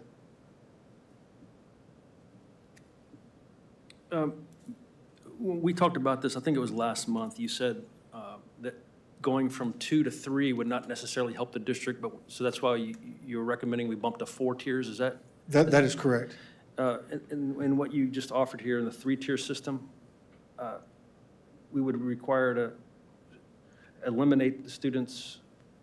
So what is the zone right now, I guess is what I should try to say. What is it, within 1 mile of the school, we don't transport students? Typically, right now, it's half a mile if it doesn't have where they're crossing a major thoroughfare. So we have some that are within a half mile of an elementary school campus, but because it's crossing Mason or if it's crossing 59 or something like that, 36, we provide transportation for those students to get back to the campus. So if we went to a 3-tier system, we'd have to expand that from a half mile to 2 miles, to where we are not providing. Even within 2 miles, we only get 16 of the 36. So the other 20 are going to have to be greater than 2 miles. So that's why I'm saying some of those, we may have to go out to 3, maybe 4 miles to be able to get to the 36 number. So are you going to talk about the times, start times? Okay, so I don't know, maybe my question is better saved for after your presentation, but I wanted to throw out the question of, is it possible to, hearing the feedback from community members about earlier start times, is it possible just to increase the radius without adjusting the tier times? Just making it a, where possible, a 3 to 5 radius without changing the times? Just not offering transportation. Yes, ma'am, that's why we have option 1, is if we stay with our current system, we would just have to eliminate routes depending on the number of drivers we have to drive them. And so that is the only one that does not change the times. That is correct. If we stay with a 2-tier system, which we're currently running, yes, ma'am, we would have to eliminate a significant amount of routes. That 79 that we're looking at transportation, It's a little more, or it's a little less than half of every color tracks routes. So it'd be half of the secondary blue tracks routes would have to go away, half of the red tracks would have to go away, half of the gold, half of the purple. All tracks would lose about half of their secondary services. But those would be within that radius. Would be within, what Like we have 3 to seen 5. would be between 5 miles in the campus. And those are secondary campuses? For the So- 5 miles, the elementary at 36, we Yeah. would probably have to go out to 4. We're thinking 4 to maybe even 5 on those as well. So I know that, like, one of the points was, and I guess taking into consideration, you talked about crossing, like 36, crossing different major roads, would be if the neighborhoods don't have sidewalks as well. Is that something that we take in consideration? Or Well, is that, at this point in time, we would have to look at it. If we can't provide service without a comeback route, then those type of considerations, we would have to continue to go out until we could provide service with the drivers that we have. Or we just continue with all our comeback routes that we currently are running. But our comeback routes, because of our increased participation that we anticipate gaining next year, yeah. we anticipate those comeback routes to being a lot more than what we have currently. Maybe I didn't ask it right. Maybe I'm just not understanding. So say we stayed with option 1, we didn't change any of the times, right? We just eliminated routes. It wouldn't be, I mean, every route would be considered if they had like sidewalk, if it was a walkable route per se, like if they had sidewalks, or if it crossed a major thoroughfare, that kind of thing. So each one would be, Those will be eliminated as Yeah, well. those will be eliminated also. so is it possible to have those as part of the consideration, I guess, is what I'm saying? So it wouldn't be a one-size-fits-all. If you're win, then, but there's no possible way for them to, like my neighborhood has the sidewalks, right? Some of them are older, they just weren't built with sidewalks kind of thing. So it wouldn't be one-size-fits-all if we eliminated them. Is that possible to take that into We would consideration? eliminate, a lot of the more condensed neighborhoods would Yeah. be, well, the ones that we would look at first, but again, that doesn't get us there. That only gets us 16 of the 36. 20 of the routes, we're going to have to go significantly further away from the school. So there may be some schools that only have sped buses run to the routes, and they have 0 bus service to elementary schools. So even past the 5 miles, you're saying? Yes, ma'am, Gotcha. we have to continue to go until we have enough bus drivers to drive those routes. Gotcha. Okay, thank you. Some elementary schools, though, all of the houses are within a 5-mile radius. So some elementary school campuses under option 1 wouldn't have any transportation at all, right? Other than special education. Our Right. sped buses, we're required by law to transport those sped students. I would say for my district and the areas that I represent, there are very few sidewalks and very few safe walkable routes because we have streets and we have drainage ditches. This is the only place I've ever lived that I don't know why they did that. That's a lot of questions I have for some other city leaders that I plan on having, so there we go. But the walkable communities just in some of our areas just don't exist at all. So it's concerning because we were asking our students to walk with no street lights at 6 a.m. All that. Just, again, saying that. I live in a pretty walkable community, though, and my question is, at what age are you like, okay, go to school? Or the parents drive. Right, yeah, but I mean, if we're looking at a mile walk, you're gonna tell your first grader to go walk to school?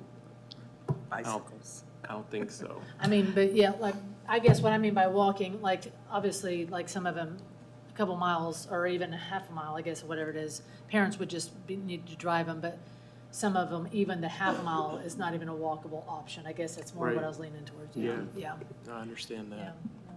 As of right now, what's the earliest some children are being picked up, and what's the latest that they're being dropped off? Do you have any idea on our tier that we're doing right now? Currently, right now, the earliest that we pick up an elementary school kid right now is anywhere between 5:45 and 5:50. The reason being is 7:30 start time, we have to get them there by 7 o'clock. And we have some long routes, especially in the Kendallton area, the Thompson area, things of that nature. We're having to pick those kids up, and it's almost an hour on a school bus to be able to get those kids to those campuses. So they can eat breakfast. And then right now, our buses are clearing anywhere between 6 to 6:45 at night. So that means our bus drivers are not getting back. So we're dropping off our kids as late as 6 to 6:30 in the evening. Those are not students who are involved in activities after school. Those are That is just- correct. Those are regular education kids that got out at their normal dismissal. But because of the long comebacks, that are having to wait there anywhere between, some of them are as much as an hour and 15 minutes for that bus to return to the campus and then go back to the neighborhood to be able to transport those students. I have a question on options 1 and 2. Say we decided not to go, it seems like option 3, although it causes start time issues, it solves more of the comeback issues and it solves the transportation issues. If we choose option 1 or option 2 though, and we're adding thousands of students every year, are options 1 and 2, are we eventually going to outgrow those as well? So looking at it right now, we've already outgrown option 1 and 2 because we're having to eliminate route services to be able to transport with the number of drivers that we currently have. All that's going to do is keep expanding that zone further and further away from our schools, unless for some reason we have a great influx of bus drivers, which would mean the economy would have to turn considerably for us to be able to get that influx.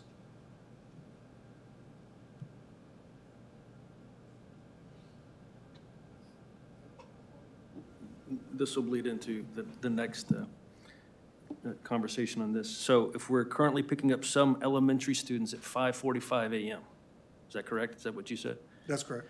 And we start some schools at 7 a.m., then we're going to be picking up some elementary students at 5:15 in the morning. Is that a reasonable? If elementary were the first If elementary were the first. start time, that's correct. So if we're at 5:15 pickup, that child would have to get out of bed at That's correct. 4:15, 4:30. Well, if you bump it back 30 minutes, yeah, they would go from 5:45 to 5:15. That would be when the pickup is, though. That's At correct. 5:15. For that child to get out of bed and to eat and to get That's dressed. correct. Would have to bump into the 4 a.m. hour. That's correct. Thanks. Is that because those are rural areas and you're wanting to fill up the bus and so they're having to be on the road a lot more? That is correct, because a lot of our rural areas, the students are so far spread out. To get what we try to average around 30 kids. We'd love to have 30 to 40 kids as far as efficiency goes for routing. So when you talk about 30 kids in a very rural area, there may be 10 or 15 minutes between each stop. So because of that, you're running a vast area of the district, and by the time you pick up your 30, then you start heading back. But again, those rural areas sometimes are 30 minutes away from their last stop to the time they get to the elementary school, just because they're that far away from the school location. So, I mean, because what, that situation is concerning, obviously. But I don't know if we want to base our policy on the limited buses where that is actually an issue. So how many buses are actually picking up students that early? And is there a way to solve that, like maybe instead of having one route with a full bus, have 2 routes with half buses, but then the students don't have to get on so early? Is that a possibility? It is a possibility, but if we were to split those and start transporting less students, that has less drivers. So now I have to increase the number of routes we would eliminate to get those. But if we go to a 4-tier system, option 3 that we're proposing and recommending to go to, those are things that we can explore because we have more drivers to drive the same number of routes. So we can expand and look at those and try to narrow that time for some of those longer routes that we have. But right now, from what we've looked at, they're a handful. They're less than 10 routes that are impacted that way currently. And again, as we continue to expand and put elementary schools in different areas, again, that affects those times as we continue to grow.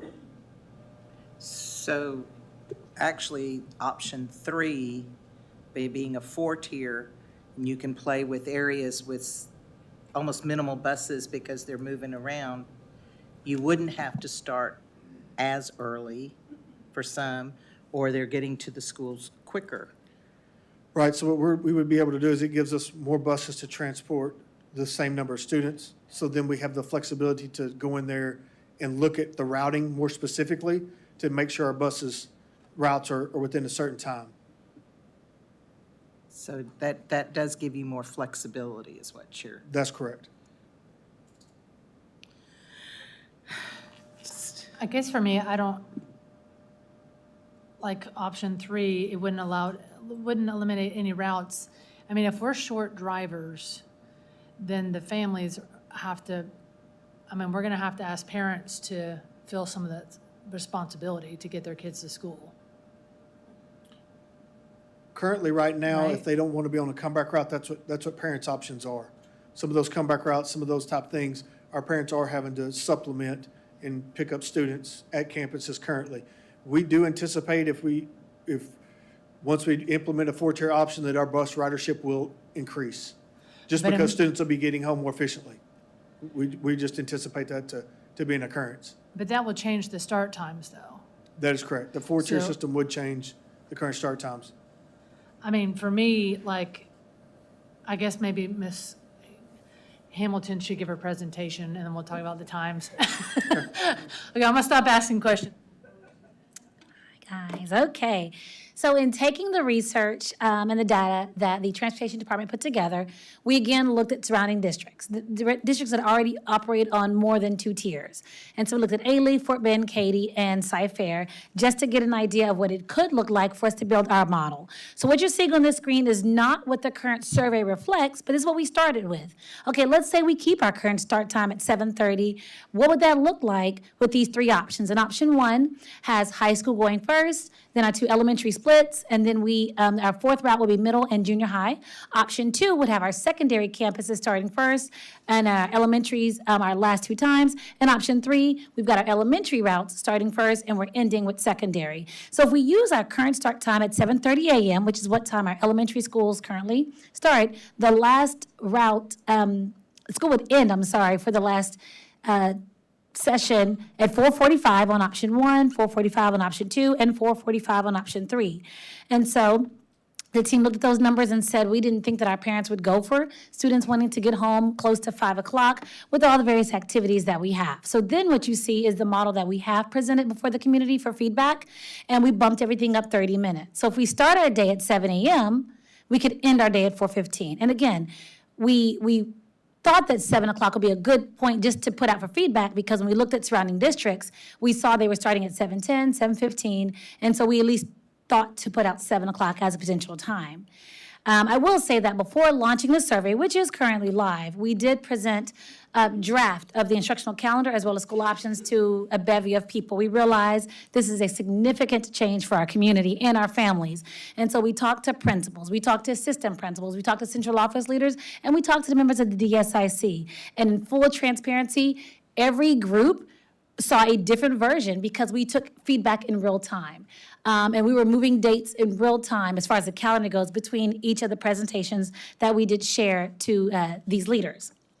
And so I want to talk about what's happening right now. So right now, as far as Community Impact and Voices survey is live, it went live December 1st and it closes January 6th.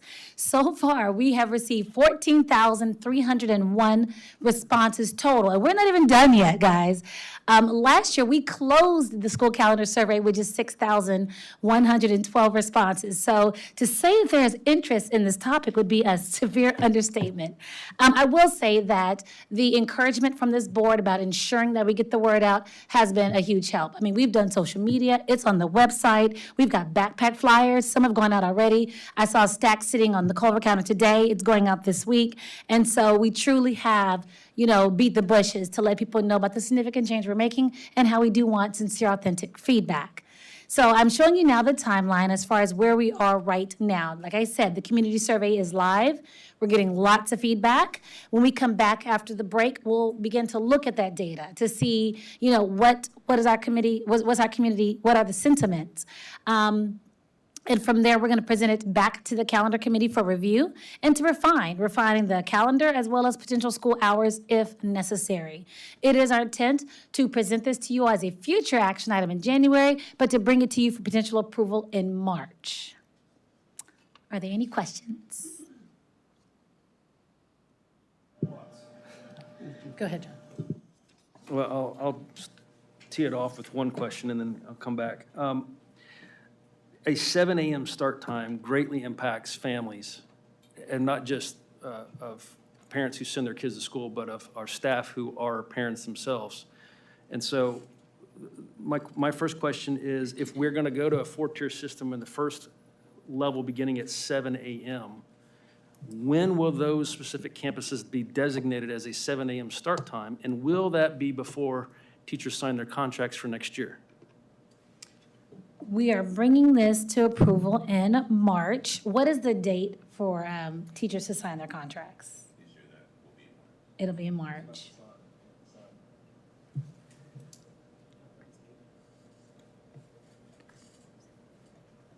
April? Okay. Okay, so if the board makes its decision in March, and if we are moving to a 4-tier system, and if we are starting at 7 a.m., immediately after the board meeting, we would need to determine, and really actually prior to the board meeting, design what it could look like, what the split could look like, so that we could be prepared to notify which campuses will be at the 7 a.m. slot, if that is in fact something where the elementaries are starting earlier. Right, so that would be a significant thing to put in place, is to make sure that the teachers at those campuses and the administrators of those campuses have a full warning to say, hey, this doesn't work for my family. I'm going to sign a contract with a different district or something, because they might not have the logistics to get their younger children to school if they have to be at work at 6:30 in the morning and their kids don't go till later. So thank you. Can we go back to the slide that has the other school districts? So as I was looking at this, other school districts are able to start later and end earlier than under our proposed options. Why is that? The length of their school day differs from the length of our school day. Some surrounding districts go 7 hour, 10 minutes, 7 hour, 15 minutes, and I believe we're currently operating at a 7 hour and 25-minute day. Why is that? Why are we different than their day? That was set up before my time, but we did talk about, when the committee met, whether or not we would consider shortening or adjusting our school day, and that would definitely require some feedback. Specifically directly from principals and teachers about how they structure their school day. On many of our campuses, bell to bell, minute to minute is utilized. So if we're going to take away any instructional time, that's not something we would do lightly. We would really need to talk to our principals to see if that's even a topic we could broach. And so for our calendar committee, the C&I team recommended this time that we didn't touch the constraints of the school day, that we tried to build a calendar and tried to create school hours within our current structure. Their days are shorter, but are they going longer? I mean, more days? In some days, cases. Additional days? In some cases, but they also have different holidays than we do. So we would need to just do a deep dive to really count out their holidays versus their instructional days to see how it compares to ours. This is dreading to say this, but some of these campuses, some of these districts are DOI districts. And they've lessened the number of minutes also. And so that's also one of the things they're able to do. But I'd like Ms. Marchena to come up to the mic and talk about, us extending the school day. And we talked about intervention times and instructional time for students. And so I just want to provide a context as to why that may have happened in the past for us. Exactly like you just said. So we have a required number of minutes by subject, or a recommended number of minutes by subject, to make sure that instruction happens across the board. And then all of our campuses have a 30-minute built-in intervention time. And so we did that, off the top of my head, probably 2 or 3 years ago. And the reason we did that is because we felt like our after-school and before-school tutorials were not as effective. One, getting kids there and attending, and then 2, kids are tired at the end of the day, and teachers are tired at the end of the day. And so by building that intervention time into the day, it's intervention and enrichment. Every child in the building is touched by that. if it's part of our school day. It's part of what we do. We address kiddos where they are, and those needs are met every day on campus. It's not in addition to the day, so it's not an extra. I know I'm asking you to speculate on something, but do you think that it would have an academic impact if we were to adjust the school day? There's so many things that play into it, but I do think we've seen a very positive impact of it built-in intervention time. And like Ms. Cole-Hamilton said, I think we would really need to get some feedback from principals and teachers on what that would look like. But I do think the intervention time does positively impact. So I would say there's a strong possibility it would be negatively impacted. I just want to note that as I asked that question, as you were answering, there were about 10 different heads nodding up and down around the room. Well, I remember when we went to this, and that was one of the questions we asked, was because there were so many, like in elementary, we had extended day. And parents were having to keep their kids, they were staying till usually 4:30. Right. And that was one of the questions I think we asked at that time. Would this help eliminate that? That we wouldn't have parents having to bring their kids in at 7 o'clock for like dyslexia program or staying after school for tutorials. So you're saying that has been basically eliminated by doing the 30? It's cut way back on it. I do think we do still have some campuses that offer extension and enrichment and additional, but most of the intervention that's happening is happening during the school day. So the extra is more supportive, optional, not a necessity, because they're getting that extra time during the day. But I do remember when we went to 7:30 to 2:55. The 30-minute intervention time is not part of the minutes counted towards every school day? It is. As far as It is. It is part of the minutes counted toward that. It's instructional minutes. Yes, sir. Is there any limit on how many minutes you can eliminate if you become a DOI from the 75,600? Isn't that the current number? Minimum? That is the current number. Is it, so does being a DOI allow you to reduce that to? Theoretically, Is there yes. a minimum? So it's No, sir. any amount? That's correct. But y'all already guaranteed. We would, as a district leadership team, we would prefer not to cut any instructional minutes. Every minute of every day is important and has a positive impact on students. So when the calendar committee looks at that and looks at start and end times, we count those minutes of every day. So our first step would be, if we're gonna shave minutes off, how many days does that add to the calendar, right? Instead of saying we're cutting back from that 75,600. But when you read your statement earlier, you said we will not. That's right. That's what we've committed as a team. But Do you have any more? I was gonna go. Yeah. It seems like the calendar's presented, except for except for the third option, the other two get out before Memorial Day. That's correct. The DOI. So what would be the harm to push that to the end of that week of Memorial Day? Harm, I think that there's two pieces to it. One, state testing is done. And so the motivation for students to attend school sometimes diminishes in that families might take that long weekend and their kiddos don't come back to school after Memorial Day. And so then you have an impact on attendance, an impact on instructional opportunities. Whereas the more we can do prior to state testing, more instructional minutes prior to that, the more that we see that positive impact on the way that we're measured. But we could, and that would be our recommendation if we're shaving minutes off, that those days get added to the end. As it sits as of right now in December 2022, I'm going to recommend that we don't start at 7 a.m., that we push this to 7:15, 7:20, and then we take the hit on the back end of the school day. I think parents would be less angry if compared to putting their kid out at even earlier in the morning to catch a bus to get them to school for a 7 a.m. start time. Could you put the slide back on option 1, please? For the hours or the bus tiers? Bus. Bus tiers. Because this is all related. Yeah.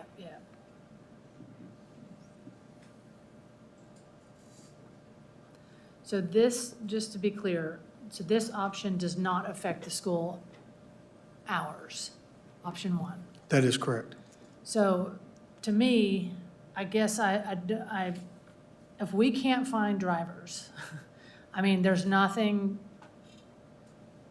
then the parents are gonna have to step up even more and to get their kids. And it's not a requirement by law that we transport anyone other than special ed students. That is correct. I would say that it's not that we can't find drivers. We can't find drivers at the volume that the kids are requesting transportation. That's kind of where the rub is. We're gaining ground as far as adding drivers, but we're gaining way more kids than we can offset it with the number of drivers that we're gaining. So we can't keep up. That's correct. I'll say it like that then. We can't keep up with the drivers. So that means the parents are going to have to supplement to get their kids to school. And it's not a requirement. So it's something that we've done, but we've never been faced with this dilemma before. That is correct. And it's not a dilemma that's going away, at least probably within the next school year. I would say not in the next decade. I mean, if we're gaining 3,000 additional riders Or that. every year, I mean, 3,000 additional riders is 100 routes per year that we're having to add. So I guess my point is that this is something new that no one really likes, but it is what it is. I mean, we can't create drivers out of the air, right? And so we have to supplement the parents getting their kids to school. And so if there's negative impact on kids going earlier, we need to ask the parents to step up and get the kids to school. I mean, That's if we choose option one. Option one or option two. Option three would adjust how we're using the resources that we currently have in order to continue to serve every. but we have to change the times. Right. So wait, can you do option two for me, please?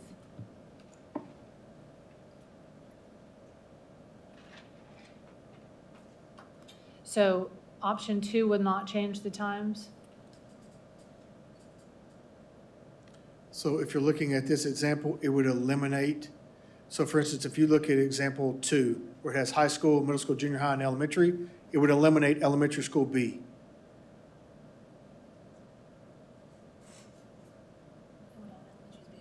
Yes, all elementaries would be one group because we'd have to eliminate those routes to get them into a single tier. So we'd be impacting elementary transportation, not secondary transportation, with a 3-tiered system. But that's also with increasing the radius 4 to 5 miles? For elementary, that's correct. So students that live within 4 to 5 miles of the campus will not get transportation? There's a greater than likely chance that, Right. yes, that is correct.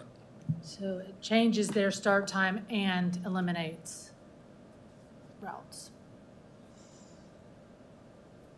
But nobody would have to start earlier, they would start later. So, as a parent, we got home, we left Foster High School last night at 8:15 at night. So school day. Yeah, but I don't want to hear the feedback. School day, soccer practice, FFA meeting.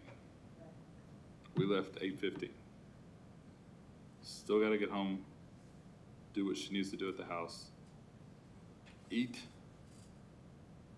AP homework. Not going to bed till 11. Same amount of sleep as if she'd get up earlier and get home earlier. So you're saying you like the earlier start time? Is that what I'm The gathering? time we're using right now, it was fine for when we were a 2 high school district. We have a serious transportation issue. Right. We're not transporting kids the way we should. We're doubling, tripling on routes. Kids aren't getting picked up till hours after school is ended.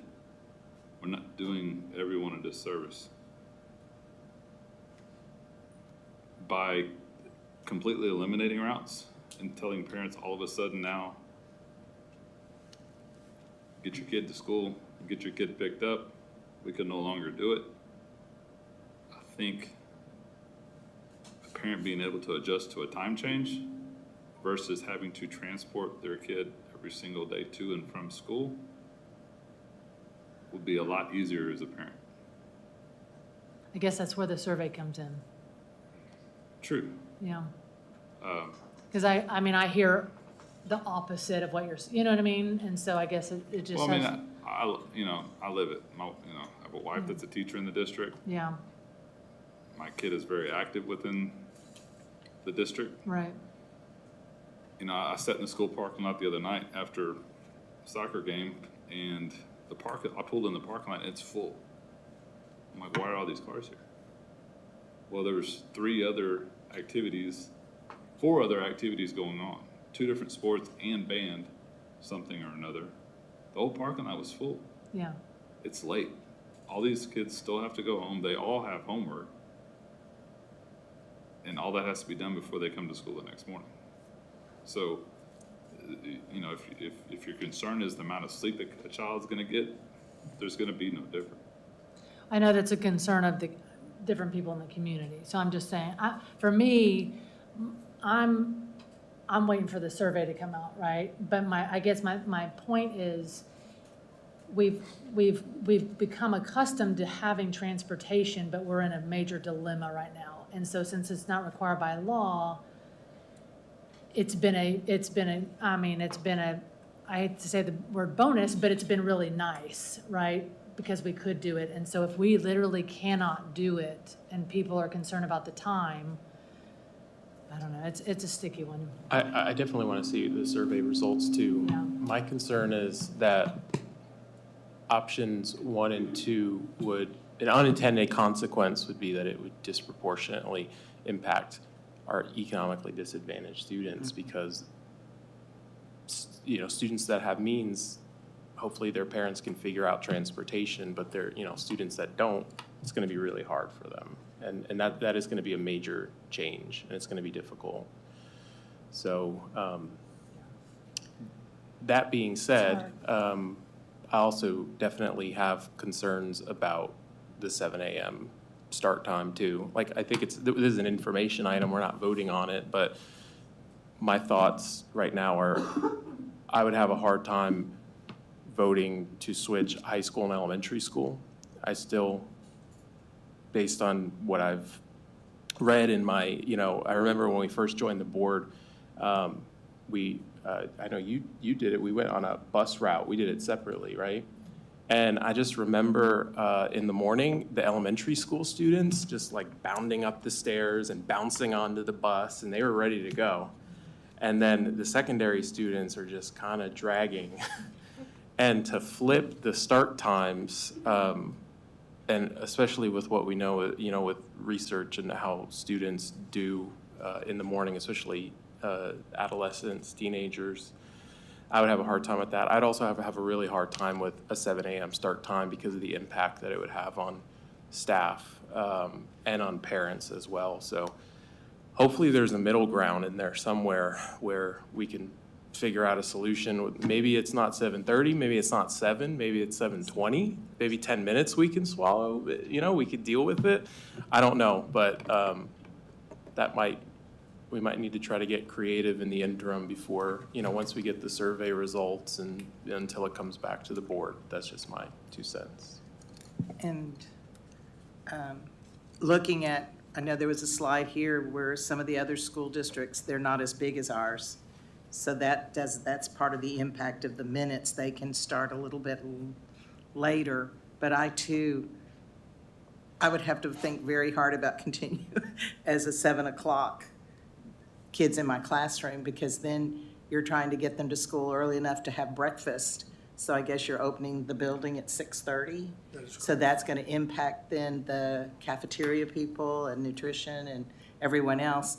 But just a little throw out, if anyone has ever driven by any elementary school, and probably secondary too, at dismissal, you can't get close because of all the people that are picking up their kids now. I can't even get close to my subdivision because of the frost and all their, the cars. So if we're asking more parents to drop off and pick up, it's going to, I mean, I see even a worse scenario coming down of where do all those cars stack?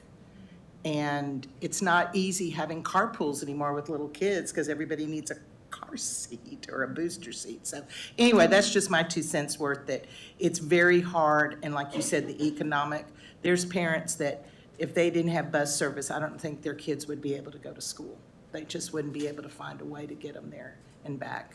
So I think we just need to really think very hard of what scenario, and with some tweaking, can work. If right now kids are at school till almost 5 o'clock, even leaving at 4:45, they're coming home about the same time, but at least they didn't go to school at 7 a.m. and getting home at 5 o'clock. So, you know, you're saying here 9:20 to 4:45, if it's a 7:30 start, I would not have a problem with that.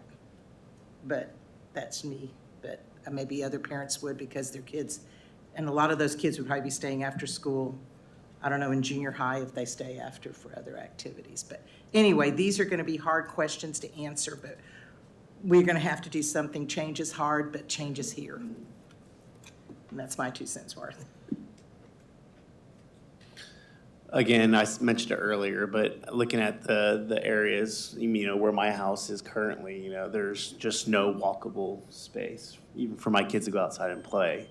So when I look at our under-resourced communities, and I look at whether it's the city commission or the city council or other ways that we can even as a district advocate for safer, walkable, bikeable space. You walk by some of the schools. I remember us growing up, you know, there was bike racks for days because there was infrastructure that was in place that allowed that to take place. And here, simply, it just doesn't exist. We were in the news a couple months ago regarding no street lights and not a walkable space. And so that's a city infrastructure place that as leaders and representatives for our students and our babies, we got to advocate for. And so, I mean, if we're feeling this pressure of driving and buses and all that kind of stuff, we got to put pressure on our city leaders and planning and zoning and all that kind of stuff to create environments where it's safe for these babies to walk.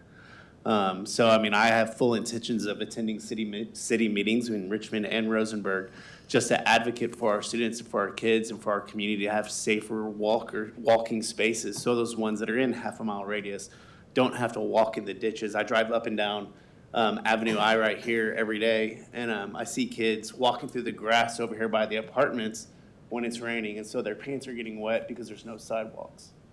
So we got to put pressure on our city leaders and our county leaders just to create spaces where these babies can walk safe and not have to worry about getting hit on Avenue I or down 90 or going under the bridge at the railroad right there. So you got kids walking over the bridge where the trains are, or they're trying to ride their bike down that underpass where it's 2-lane, where that's been stalled forever. So we got to advocate for that kind of stuff. So in this meeting right now, it's like, okay, something's got to change, whether we create more opportunities here or take away opportunities. There are districts that are doing away with transportation because they can't meet that need or demand. So, I mean, I don't want to take away, just say, okay, we're not doing it because we can't satisfy everyone. But there's got to be flexibility from us.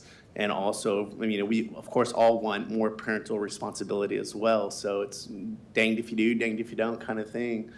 But yeah, so advocate for safer walking space. My last comment about this is not a problem for next year, I mean, a solution for next year, but it could be a solution for Lamar going forward in the distant future.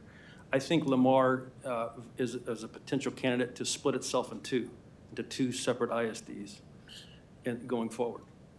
And there's lots of benefits to that. One of them would be the transportation issue. We're not covering 385 square miles. We'll save that for another day. Yeah, it's not going to solve next year's issue, or the year after, but it could be, as we think about the next decade, it's definitely worth toying with, I believe. Secede from a district. All right. Any other discussion on this? All right. So we need y'all to come up with a plan that we could start at the same time, end at the same time, keep the same number of minutes, and eliminate comeback routes. Yes, sir. We appreciate y'all. Thank you. Thank you for your feedback.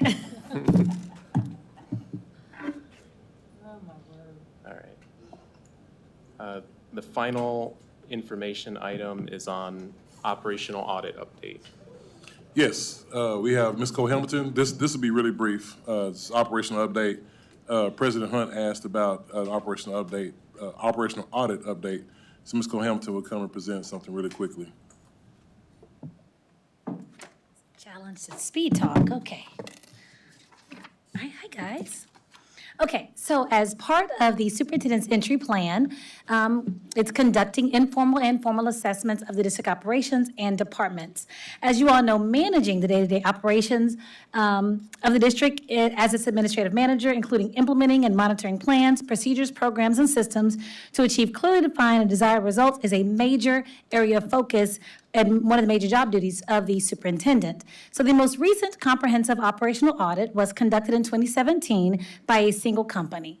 And so for the updated assessments, administration is breaking the audits up so that departments may seek audits by their respective third-party industry experts. So as we seek companies to conduct the audits, we are considering cost, time frame, and scope of service. And so given that we had to develop a plan to respond to our rapid growth, as well as the information from our demographer, we realized that we would likely need to go out for a bond sooner than expected. So to ensure that we were prepared for that process, we started with a formal third-party assessment of the bond office last year.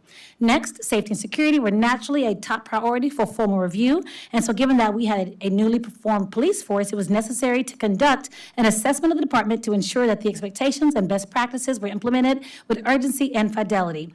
So now, moving forward this month, we will put forth an RFQ for a formal third-party assessment of our special education department as well as our curriculum and instruction team. We expect these audits to be conducted this spring so that we will have the results in time to implement potential recommendations for the next school year. Moving beyond that, in addition, we're researching potential cost estimates as well as timeframes for formal assessments for the following: human resources, technology, communications, support services, a board policy audit, student services, and then finance. And just a note for your awareness, we are hearing from several companies that there is a wait list for such evaluations, and so we're planning for these audits to at least start by the 23-24 school year, if not sooner. Are there any questions?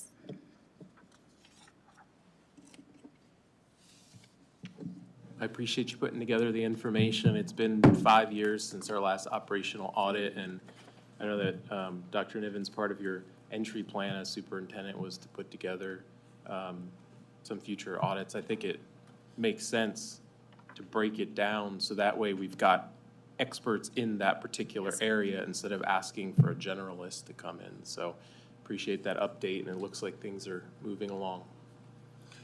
Yes, in the spring, what we want to do, if we make time, I would like for us to have an update on the bond office.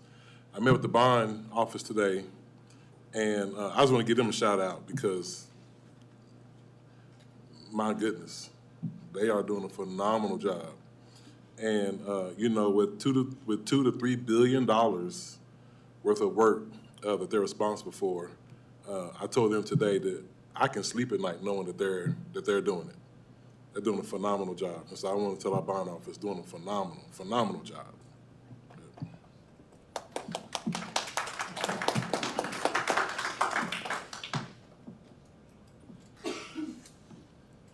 All right. Are there any items on the future consent agenda that trustees would like to pull for discussion at the January board meeting? Not to pull, but just a explanation of how we are surveying the public or the parties involved, stakeholders for 14H, discussion of the Gray Elementary and Terrell Elementary mascot selection. And maybe include in that why we're going out for a mascot now for Terrell when Terrell Elementary will not be used for an elementary next year. And there's probably great logic behind it, just to Well, I think 14H needs to be pulled, right? Because we would need to vote on the mascots. Or is there going to be a recommendation from the administration? Because right now, as it sits, I think there's a few options. We pull it, discuss it. Okay. All right. So we'll pull 14H. Any others? I wanted to, on 14I, the Williams Elementary School Parent Drive, I wanted to at least see what it was going to look like. I don't necessarily need to discuss it, but are we going to get a visual of that in our packet? Oh, what it looks like? Mm-hmm. We can. Okay, I just would like to see it. It's completed, I believe, so just, It's completed, so just, I guess, a rendering or aerial view of what that looks like. I can just drive over there as well. No, we'll have an aerial view. Okay. What did you say? What? he's just giving you a hard time. I didn't know it was fully complete, so now I know. Thank you, Joe. All right, it's 9:01 PM. We're adjourning the closed session pursuant to Texas Government Code Sections 551.071, 551.072, 551.074, and 551.082, the Open Meetings Act, to discuss personnel, land acquisition, or consultation with our attorney. All right, we're now back in open session. It's 9:37 PM. We have a quorum. Are there any motions to be made? I have a motion. Mr. President, I move that the Lamar Consolidated Independent School District adopt the resolution authorizing the use of its power of eminent domain to acquire both fee simple title and certain easement interests in approximately 173 acres of land located near the intersection of FM 723, Rosenberg Foster Road, and Bel Air Boulevard, Fulsher Gaston Road in Fort Bend County, Texas, for future public school buildings. Is there a second? Ms. Danziger seconds. Any discussion? All right, hearing none, call for the vote. All those in favor say aye. Aye. Any opposed? I'm going to abstain on that. Okay. All right, motion carries. Is there another motion? Mr. President, I move that the Board of Trustees approve the hiring of the assistant principal for special sites as presented. Is there a second? I'll second. Mr. Welch seconds.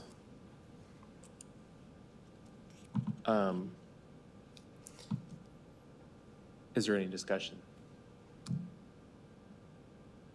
All right, hearing none, call for the vote. All those in favor say aye.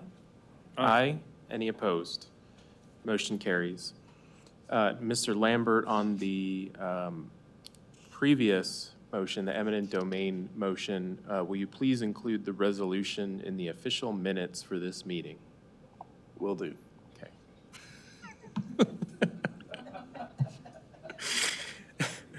Are there any future agenda items the board would like to add? Ms. Williams? I would like to see if we could get an information item on how we plan to, I don't know who I'm really looking at here, but, okay, there you go.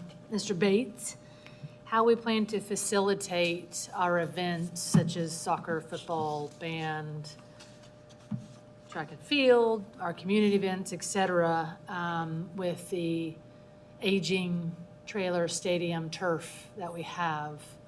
And what that will look like going forward, since we didn't, the voters did not pass it in the bond. And so, yeah, that's it. Thank you.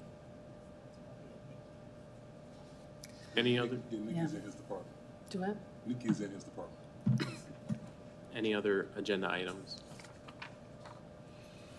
Are there any upcoming meetings or events? Christmas. Hanukkah. All right, meeting is adjourned. It is 9:40 PM.